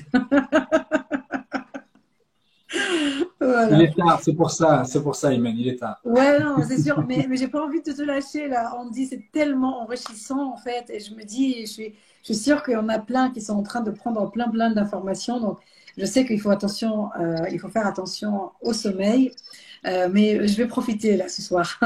Donc, et le fromage, on passe au fromage et aux autres Oui. aliments inflammatoires. Alors le fromage, c'est en fait, je travaille beaucoup sur la nutrigénétique, donc le rapport entre votre alimentation et votre génétique. Il se trouve que, comme certains d'entre vous le savent déjà, beaucoup d'entre nous perdent une enzyme qu'on appelle la lactase après 3 ans. Donc quand on est bébé, on l'a pour digérer le lait de la maman. Et donc tout simplement, après 3 ans, on perd cette lactase. La perte de cette lactase fait qu'on est incapable tout simplement de métaboliser, de digérer le lactose, le sucre des produits laitiers. Et donc, se développe une réaction inflammatoire quand on est dans l'incapacité de digérer ce lactose. Voilà.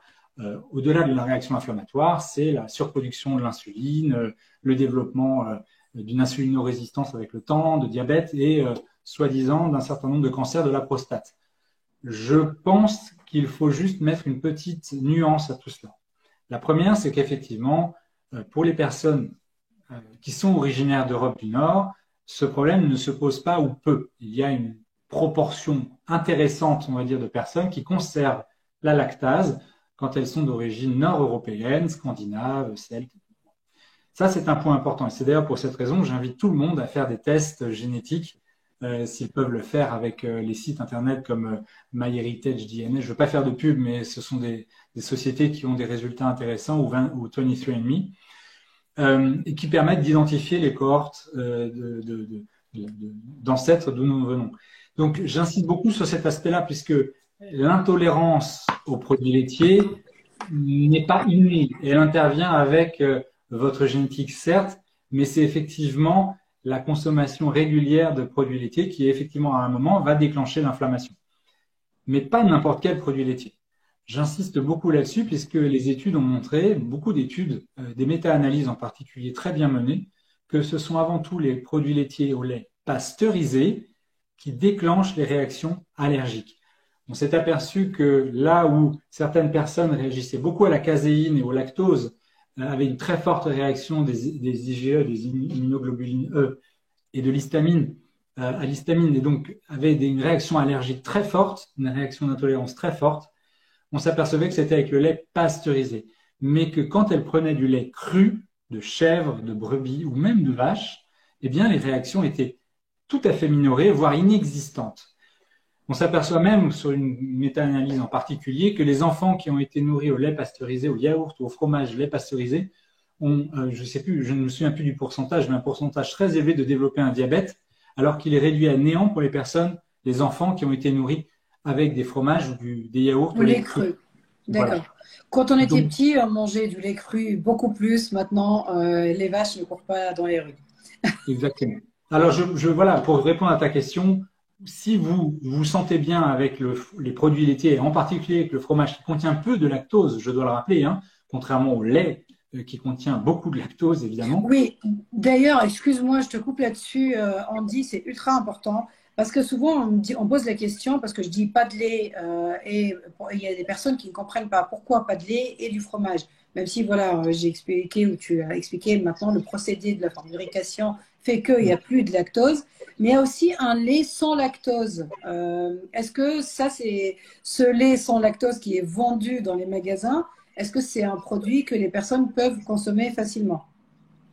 Alors, je vais te faire une réponse de Normand un peu, mais en fait, il faut que tu comprennes que les réactions allergiques sont, en tout cas dans la partie alimentaire, sous-vendues à la surpasteurisation. Donc, retirer le lactose, ça ne veut pas dire qu'on n'a pas pasteurisé. En l'occurrence, tu verras D'accord. pas un produit laitier sans lactose au lait cru entier. Ça n'est pas possible. Donc, c'est le fait de nettoyer trop les choses qui génère une déstabilisation de notre système bactérien, immunitaire et endocrinien. Donc, quand on pasteurise les choses à tout va, on déstabilise une chose essentielle dans notre corps, c'est le microbiote. Tu comprends? Et donc, le microbiote, pour le faire fonctionner correctement, il lui faut un certain nombre de bactéries, d'enzymes. Ces bactéries, on les trouve dans les produits, les aliments, dans les produits laitiers, certes, Oui. fermentés, dans les produits fermentés comme le kéfir, on les trouve dans la viande, on les trouve dans le poisson. Ces bactéries, elles sont essentielles à notre microbiote. Quand on nettoie les légumes à tout va, quand ils sont toujours nettoyés, brillants, impeccables, comme on les trouve aujourd'hui sur les étals, on perd la qualité nutritionnelle, mais aussi on perd la qualité bactérienne de ces produits. D'enzymes qu'il y a dedans. Exactement. Oui, C'est ok. cette matrice qui est essentielle et qui joue un rôle majeur dans la survenue des allergies. Donc en fait, quand vous consommez des produits laitiers au lait cru, la préparation, la fermentation, la digestion d'un certain nombre du lactose dans la préparation du fromage, eh bien, joue un rôle clé dans votre capacité à l'absorber, mais dans la qualité de votre microbiote. Et c'est pour ça que j'insiste, le lait cru, chez des personnes qui ont déjà déclenché des réactions d'intolérance ou d'allergie, pire, hein, aux produits laitiers, le lait cru change la donne. Pas pour tout le monde, bien sûr, il faut essayer, mais globalement, sur la majorité des gens qui ont développé ces intolérances, le lait cru fait une différence marquée.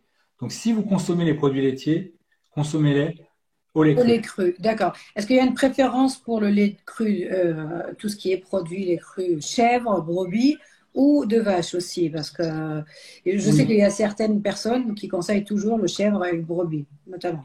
ce sont deux types de caséine différentes. On a la caséine A1 et la caséine A2. Et donc, je recommande effectivement de prendre du lait de chèvre ou de brebis, tout simplement parce que cette caséine est beaucoup plus facilement métabolisée et contient beaucoup moins d'IGF-1. En fait, comme le lait de vache, effectivement, est destiné avant tout à faire grandir un veau, il y a des quantités d'IGF-1 beaucoup plus élevées. Alors, même si dans les fromages au lait cru, cette notion a tendance à être relativisée, je recommande majoritairement de manger, si possible, de bons fromages des montagnes, de chèvre ou de brebis au lait cru, préparés traditionnellement. C'est ce qu'il y a de mieux pour le corps, vraiment. Ok. Merci beaucoup pour tous ces apports, Andy. Il y a aussi, bon, et parfois il pose la question, pourquoi pas fromage blanc, pas de yaourt, mais on peut quand même le yaourt à la grecque. Pareil, moi, le yaourt à la grecque, j'en consomme aussi de temps en temps, mais je le prends en brebis, par exemple, parce que ça, c'est un Mhm. choix aussi que je fais. La plupart du temps, je privilégie le fromage à la grecque au lait de brebis. Oui, c'est vrai, c'est tout à fait vrai. D'ailleurs, traditionnellement, en Grèce, le fromage est préparé avec du lait cru de brebis. Et c'est un très bon aliment qui permet de casser les jeûnes, notamment en Grèce, puisqu'ils pratiquent le jeûne aussi pas mal. Le fromage est traditionnel et fait au lait cru. Ouais, c'est très Alors, fort. le lait fermenté, d'ailleurs, c'est une bonne question parce que le lait fermenté, on aime beaucoup le lait fermenté pendant le ramadan. Est-ce que c'est quelque Mhm. chose que les personnes peuvent consommer? Absolument, c'est Même très en bien. alimentation cétogène. Oui, Ok. absolument, tout simplement parce que le glucose, les lactoses, pardon, du produit est digéré par la fermentation. Et donc, vous vous retrouvez avec un produit qui est 100% céto, mais qui en plus est extrêmement sain pour comment dire, l'amélioration de votre microbiote, de votre flore intestinale. Et Et le lait caillé aussi. C'est à peu près le même effet. Pareil. Ça dépend du niveau de fermentation, mais je crois pas que, enfin, à ma connaissance, je n'ai pas vu de différence particulière entre quelqu'un qui mangeait du lait très fermenté et du lait caillé. Je pense que ça ne devrait pas changer grand-chose, mais encore une fois, j'ai envie de dire n égale 1. Il faut tous essayer soi-même de faire l'expérience. Ce qui est sûr et certain, c'est que vous preniez du lait fermenté, du lait cru, du lait caillé, du kéfir, ce que vous voulez, de toute façon, il faut le prendre dans son intégralité, dans son entièreté, sous la forme matricielle. C'est très important. La forme matricielle, c'est-à-dire avec les bactéries, les enzymes, les sucres et les différents ferments. Exactement. Alors, juste, est-ce qu'on peut répondre à quelques questions, on dit, après, je promis, je te laisse Pas de aller souci, c'est un dormir. plaisir. On va prendre quelques questions maintenant, parce que depuis tout à l'heure, je vois des questions. Donc, n'hésitez pas, si vous en avez, c'est le moment. Alors, il y a une personne, elle a posé la question sur le jeûne 16-18. Est-ce qu'il est déconseillé pour les personnes avec les TCA de type boulimie? Euh, Oui, ok. il est déconseillé s'il n'est pas fait sous supervision parce que on a tendance à très vite tomber dans le piège de la facilité. Le 16-8 est très facile à tenir. C'est d'ailleurs le type de jeûne que je pratique, mais que beaucoup de gens pratiquent au quotidien parce qu'il est facile à tenir. Et le risque, c'est que des personnes en TCA se disent, bon, bah, finalement, si je tiens 16 heures, je peux tenir encore un petit peu, et puis je mangerai beaucoup plus à la fin. Et c'est souvent le réflexe que ces gens-là ont, c'est qu'au moment de casser leur jeûne, elles surmangent énormément. Et c'est là où se situe le danger. C'est ça. Alors moi, mon conseil pour les personnes, il faut pas se forcer à jeûner en fait. Le jeûne, il faut que ça soit une conséquence naturelle parce que bah, vous avez l'hormone de la satiété qui est là, donc vous n'avez pas faim et vous vous trouvez à jeûner facilement, voilà. Et pas trop long comme dit Andy. Mais il faut pas vous dire, tiens là j'ouvre la fenêtre et il faut absolument que je fasse tant d'heures. Il faut écouter aussi votre corps, et si vous avez aussi même le cerveau, parfois il réclame quelque chose, moi j'irai pas. Oui, il faut toujours écouter sa faim, son corps, sachant que souvent on a besoin de manger plus tôt l'hiver, quand les journées sont plus courtes. Il faut casser le jeûne plus tôt et le reprendre plus tôt, c'est-à-dire dîner plus tôt. Et inversement, l'été, globalement, vous pouvez décaler un peu la rupture du jeûne à plus tard, donc un peu plus tard en début d'après-midi, et manger plus tard le soir. Notre rythme circadien joue un rôle majeur aussi dans le déclenchement de la gréline et de l'insuline, qui sont des symptômes enfin, des rappels à la fin, on va dire. Donc écoutez votre corps avant tout, ne vous figez pas dans un dogme. Surtout, votre corps a besoin d'être déshabitué du 16-8. Il faut qu'il parte. Un jour qu'il jeûne 14 heures, un autre jour 18 heures. Vous devez le stresser aussi un petit peu là-dessus, pour lui apprendre à être plus résilient, tout simplement. Exactement. Alors, les personnes qui cherchent le compte du monsieur, il est dans mes stories. Je vous mets son compte à chaque fois. N'hésitez pas à aller vous abonner parce que franchement, c'est une mine d'or. Moi, à chaque fois, je vous dis, je comprends pas. Quand je vous mets un compte, c'est qu'il mérite le détour. Donc, n'hésitez pas à aller cliquer, montrer lui ma force, parce que vous êtes ma force. Donc, vous avez intérêt à aller vous abonner au compte de Andy. Voilà. Donc, de toute façon, je le mettrai après dans les commentaires aussi et vous irez le voir. Il a aussi un site internet qui est très intéressant. Voilà, je fais ta pub, ta promo là ce soir. Merci, mais merci beaucoup. Mais Et c'est vrai ce que tu dis. donc, sinon, il y a une personne qui a dit que le cétogène lui a fait, ou le jeûne lui a fait des crises d'arthrose. Oui, ça n'est pas commun. J'ai envie de dire que je ne pense pas que les crises d'arthrose soient liées à ça. Je pense qu'il faut peut-être plus regarder dans la façon de s'alimenter en dehors des phases de jeûne, puisque l'arthrose est une maladie inflammatoire qui est déclenchée. Alors, elle est inflammatoire, elle peut être liée à une blessure, elle peut être liée à l'âge, mais l'arthrose est liée à des marqueurs de l'inflammation. Or, toutes les études montrent que le jeûne diminue l'inflammation. Donc, il est très rare, à quelques exceptions près, que le jeûne, quand il est court, hein, bien sûr, déclenche des crises d'arthrose. Je parle de jeûne court toujours, hein, pas Ok. de jeûne. Alors, une personne qui dit, je suis sur bêta-bloquant. Alors, sincèrement, je ne sais pas ce que c'est. Est-ce que le régime cétogène peut fonctionner avec moi en sachant que ça stocke tout ce qui est gras? Non, il ne faut pas de toute façon jeûner sans supervision médicale, surtout si vous êtes sous bêta-bloquant. C'est Qu'est-ce que formellement c'est le bêta-bloquant, juste pour ma culture, s'il te c'est plaît? c'est comment dire, un médicament pour les problèmes de cœur, en gros. Je vais pas, Ah, enfin, c'est ok. souvent utilisé dans les problèmes cardiaques. Voilà. Ok. Et le problème qu'on a aujourd'hui, c'est ce que je disais au début de ce jeûne, c'est l'interaction entre les médicaments et le jeûne. En gros, ça peut bloquer l'utilisation, la métabolisation de ces bêta-bloquants. Donc, encore une fois, je ne veux pas dire euh, que tous les médicaments ne peuvent pas être utilisés avec le jeûne, mais un bêta-bloquant, il va avoir une fonction très particulière de réduire la fréquence cardiaque. En gros, c'est un médiateur de la fréquence cardiaque. Et comment il fait? Il diminue l'adrénaline dans le corps. Donc, en diminuant, en médiant l'activité de l'adrénaline, qui augmente, je rappelle, pendant le jeûne, Pendant le jeûne, oui, c'est va- quelque chose, voilà, c'est un qui se passe. mécanisme antagoniste du bêta-bloquant. Donc, ma recommandation, c'est de ne pas jeûner pendant l'utilisation des bêta-bloquants et dans tous les cas, de se référer à ce que dit le médecin. Mais, je fais une parenthèse, le jeûne est excellent pour la santé cardiovasculaire. Donc, en dehors du cas où vous utilisez des bêta-bloquants, Tout à l'heure, il y a une personne qui a c'est tout demandé à fait pour le cœur, la maladie du cœur. Est-ce que des personnes qui souffrent de maladie de cœur et qui prennent pas de médicaments peuvent le faire? absolument, c'est tout à fait recommandé, tout simplement parce que les problèmes de cœur sont liés souvent à une inflammation péricardite, des myocardites ou des problèmes plus graves, hein, comme comment dire, l'inflammation du cœur de manière générale. Tout ça, c'est médié par l'utilisation du jeûne. L'inflammation va diminuer et globalement, on obtient une diminution des marqueurs de l'inflammation du cœur.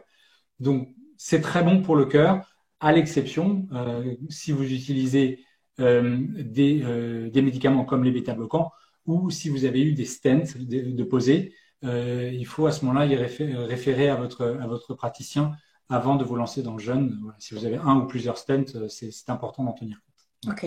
Alors, quel jeûne maximise la perte de poids sans ralentir son métabolisme? Et d'ailleurs, juste aussi, si tu peux, Andy, on va aussi répondre à une autre question par rapport à ça. Mhm. Être en déficit calorique aussi, il faut faire attention pour quand vous cassez le jeûne. Il ne faut pas juste vous dire, OK, ben, je vais manger un seul repas et qu'il soit vraiment pauvre pour 24 heures. Donc, est-ce que tu peux leur dire juste ça? Non, il vous faut effectivement casser le jeûne, ça veut dire s'alimenter. S'alimenter, ça veut dire qu'on doit prendre suffisamment d'aliments pour déclencher cette voie métabolique mTOR dont j'ai parlé. Ça veut dire manger des calories. La calorie, c'est une unité destinée à savoir combien d'énergie on a consommé. Il ne faut pas manger moins de 2500 calories après le jeûne. C'est très important parce que vous allez vraiment, sur cette phase de Ramadan, avoir besoin d'énergie pendant les phases de jeûne.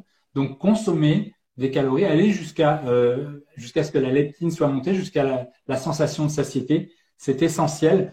On n'est pas là pour faire un régime crétois, hein. On n'est pas là pour se sentir bien pendant qu'on mange. On est là pour se renforcer, pour se réalimenter, pour redensifier le niveau de protéines dans le corps. Donc, il faut manger des calories. Il faut vraiment. Alors, quand je vous parle de calories, je vous parle de calories saines, à savoir maximiser, je le rappelle, les Les protéines, protéines. de bonnes graisses et peu de glucides. D'accord? Ouais, Tout ça.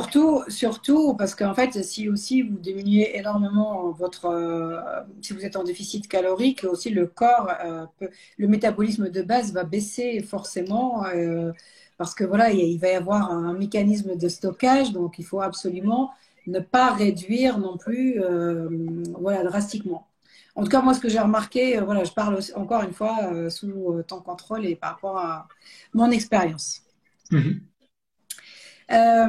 Alors, c'est le lupus systémique et elle allait. Est-ce qu'elle peut faire le jeûne? Non, pour deux raisons, pour le lupus systémique et pour l'allaitement. En gros, c'est ce que je disais tout à l'heure. Déjà, le lupus, c'est une maladie. Alors, j'ai envie de dire, si le médecin n'y voit pas de contre-indication, on peut utiliser le jeûne comme un outil thérapeutique. Mais alors, dans ce cas-là, il faudra plus l'utiliser dans la durée. Ce ne sera pas un jeûne intermittent qui devra apporter des résultats sur cette maladie qui, je le rappelle, est auto-immune. Donc, c'est vraiment le système immunitaire qui se retourne contre soi et qui Ouais. dérègle le système, le fonctionnement des cellules. Donc le lupus est une maladie auto-immune et le jeûne doit avoir des résultats, le jeûne long en particulier, peut avoir des résultats incroyables sur le lupus, sous supervision médicale stricte, mais dans tous les cas, vu que vous allaitez, vous ne pouvez pas faire le jeûne Dans parce tous que les votre cas, enfant a exactement. besoin de nutriments. Donc non. Alors, le psoriasis aussi, avec une grosse poussée, puis je me lançais dans le keto ou le jeûne. Maladie inflammatoire, le psoriasis, donc du coup, le jeûne va diminuer les marqueurs de l'inflammation. Après, c'est une maladie qui peut être bénigne et qui peut aussi avoir des formes particulièrement solides, particulièrement sévères. Du coup, j'ai envie de dire que le jeûne peut être efficace. J'ai pas eu le cas, donc je ne veux pas m'avancer non plus. J'ai pas Ok. travaillé avec des personnes qui souffraient de psoriasis, mais dans les faits, comme c'est une maladie inflammatoire qui attaque aussi les articulations, je pense que ça peut avoir des effets. Encore une fois, il faut tester. Là, pour le coup, je pense que un jeûne de 16 heures à 18 heures pourrait déjà marquer une différence sur les douleurs articulaires.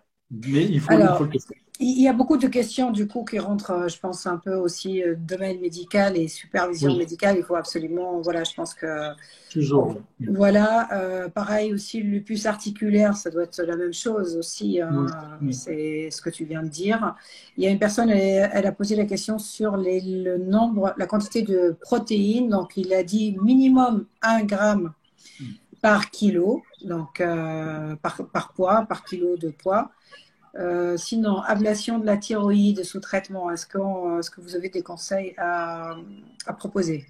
Non, je suis pas médecin, mais je déconseillerais le jeûne pour l'ablation de la thyroïde. C'est pareil pour la vésicule biliaire. Ce sont pas la vésicule biliaire, c'est un élément clé du fonctionnement du corps, hein. Je vous rappelle, la vésicule biliaire, elle produit de la bile pour permettre de casser les molécules digérées et permettre l'absorption de ces molécules dans l'intestin. En gros, si on retire la vésicule biliaire, on rend la digestion un peu plus compliquée. Ça veut dire elle est pas impossible, mais elle est plus compliquée. Et donc, en fait, la chose qui permet le déclenchement de la bile, c'est les graisses.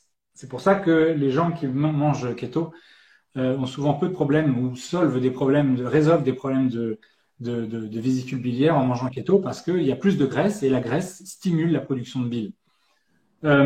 Donc l'ablation de la vésicule biliaire, c'est un élément compliqué. Le régime céto ne changera pas grand-chose, mais de toute façon, il sera bien plus bénéfique qu'un régime standard avec des glucides élevés, puisque pour le coup, les glucides risquent de créer constipation et inflammation intestinale. Donc c'est vraiment un élément clé à comprendre. Ablation de la thyroïde, ablation de la vésicule biliaire. Le régime cétogène peut très bien fonctionner et d'ailleurs apporte des résultats même chez les personnes qui ont eu ablation de la thyroïde, ablation d'un rein, ablation de la vésicule biliaire. Mais le jeûne, non. Le jeûne, Ouais. c'est très très différent. J'avais fait un live une fois avec un médecin et elle avait dit pour l'alimentation cétogène justement que c'était bon, il y avait des bons résultats, mais il y avait un complément de bile à prendre avec. Donc voilà, moi c'est dans le live, c'est un médecin qui l'a dit, donc je vous invite à aller Oui, voir et prendre l'avis de votre médecin. Alors il y a une personne, on va répondre encore à 2 questions parce que là ça. Donc alors l'hypertrophie de la thyroïde. je sais pas, il faudrait voir avec les mesures, les biomarqueurs, les mesures en T3 et en T4 et en T3 inverse pour savoir exactement à quel niveau on en est. Et en fonction de ces niveaux-là, oui, le jeûne peut être une solution thérapeutique intéressante. Alors, Mais sans ces résultats. la fibromyalgie. La La fibromyalgie. fibromyalgie, oui, qui est une Voilà. maladie qui touche les muscles, les tendons, effectivement, et qui est extrêmement douloureuse. C'est une maladie auto-immune et le jeûne apporte des résultats incroyables sur la fibromyalgie. Mais Oui. pas l'alimentation cétogène. L'alimentation cétogène Oui. aussi, si, si, absolument. Ok, donc la personne qui pose la question, elle peut aussi le faire. Oui. Je pense qu'on va arrêter là, Andy, parce que sinon je vais commencer à me culpabiliser de te retenir aussi longtemps. Je pense qu'on a fait presque 2 heures. Merci infiniment parce que Je franchement, t'en prie. même moi, j'ai appris énormément de choses ce soir et j'espère que vous aussi, vous avez appris beaucoup, beaucoup de choses. Merci pour votre présence, toutes les personnes qui étaient là. On va archiver le live, donc n'hésitez pas à le revoir si vous êtes arrivé entre-temps. Voilà, alors, alors il a dit non, bêta-bloquant, tu peux pas faire l'alimentation cétogène, Oui. tu peux pas faire quand même, Non, pas voilà. faire le jeûne. Tu peux pas faire le jeûne, c'est Le jeûne. antagoniste. Oui, c'est Mais antagoniste elle avec peut le. rester sur l'alimentation cétogène sans Oui, le jeûne même cours. oui, oui, absolument. Après, il faut savoir pour quelle raison elle a des bêta-bloquants, cette personne. Et voilà, c'est toujours sous supervision médicale parce que le régime cétogène, c'est un régime alimentaire qui est effectivement riche en gras et en graisse. Donc, quelle est la raison initiale des bêta-bloquants? Est-ce qu'il y a une hypercholestérolémie familiale? Est-ce qu'il y a des choses qui ont entraîné à terme des problèmes cardiaques? C'est à creuser, mais c'est à voir avec votre médecin. Pour le jeune, en tout cas, non. Il ne faut pas l'utiliser. Donc voilà, franchement, Andy, si vous avez des difficultés ou vous cherchez un super bon coach, n'hésitez pas, il est disponible pour le faire. Donc vous allez sur son site ou son Insta et vous allez le contacter. Je veux vous dire, voilà, j'ai vraiment besoin de vous pour aussi partager, partager ce live, pour en parler autour de vous parce que franchement, c'est une mine d'informations. Alors, je vais vous donner des idées de menus pour le Ramadan, mais je ne vais pas faire le travail pour vous et je ne vais pas filmer toutes les recettes parce que franchement, j'ai décidé aussi de me concentrer un peu sur moi et de passer du temps pour moi et je ne veux pas trop de contraintes, me mettre de contraintes parce que franchement, c'est invivable avec mon travail, ma vie de famille et tout ça. Donc, je ferai de mon mieux. Sinon, n'hésitez pas voilà, à dire à Andy là en direct ce que vous avez pensé de ce live, si ça vous a voilà, été bénéfique, j'espère, moi je suis sûre. Et J'espère aussi. sinon, je vous embrasse très fort et merci beaucoup d'avoir été là. Merci beaucoup, Imen. C'était un plaisir d'être avec toi ce soir à nouveau et de partager tout ça avec toi. Et j'espère que voilà, on a pu vous apporter des informations. C'était vraiment encore une fois un plaisir d'échanger avec toi. C'est toujours aussi sympa. Voilà. Franchement, il faudra pas changer des habitudes, comment dire, des bonnes habitudes. Les bonnes habitudes, on les garde. On va faire Absolument. quelques lives encore ensemble sur l'exposition au froid, même si on veut détailler un peu plus par rapport aux aliments inflammatoires. Il y a énormément de sujets, franchement, et je trouve que ben, les personnes peuvent passer 2 heures, au moins elles apprennent énormément de choses plutôt que passer 2 heures devant une série qui leur apporte absolument rien. Voilà. C'est très bien. Je suis tout à fait d'accord avec toi. Je vous souhaite à tous, en tout cas, un très bon Ramadan. Et n'hésitez pas, si vous avez des questions, envoyez-moi des petits messages sur Instagram et j'essaierai d'y répondre. Voilà, ne l'inondez pas non plus, s'il vous plaît, hein.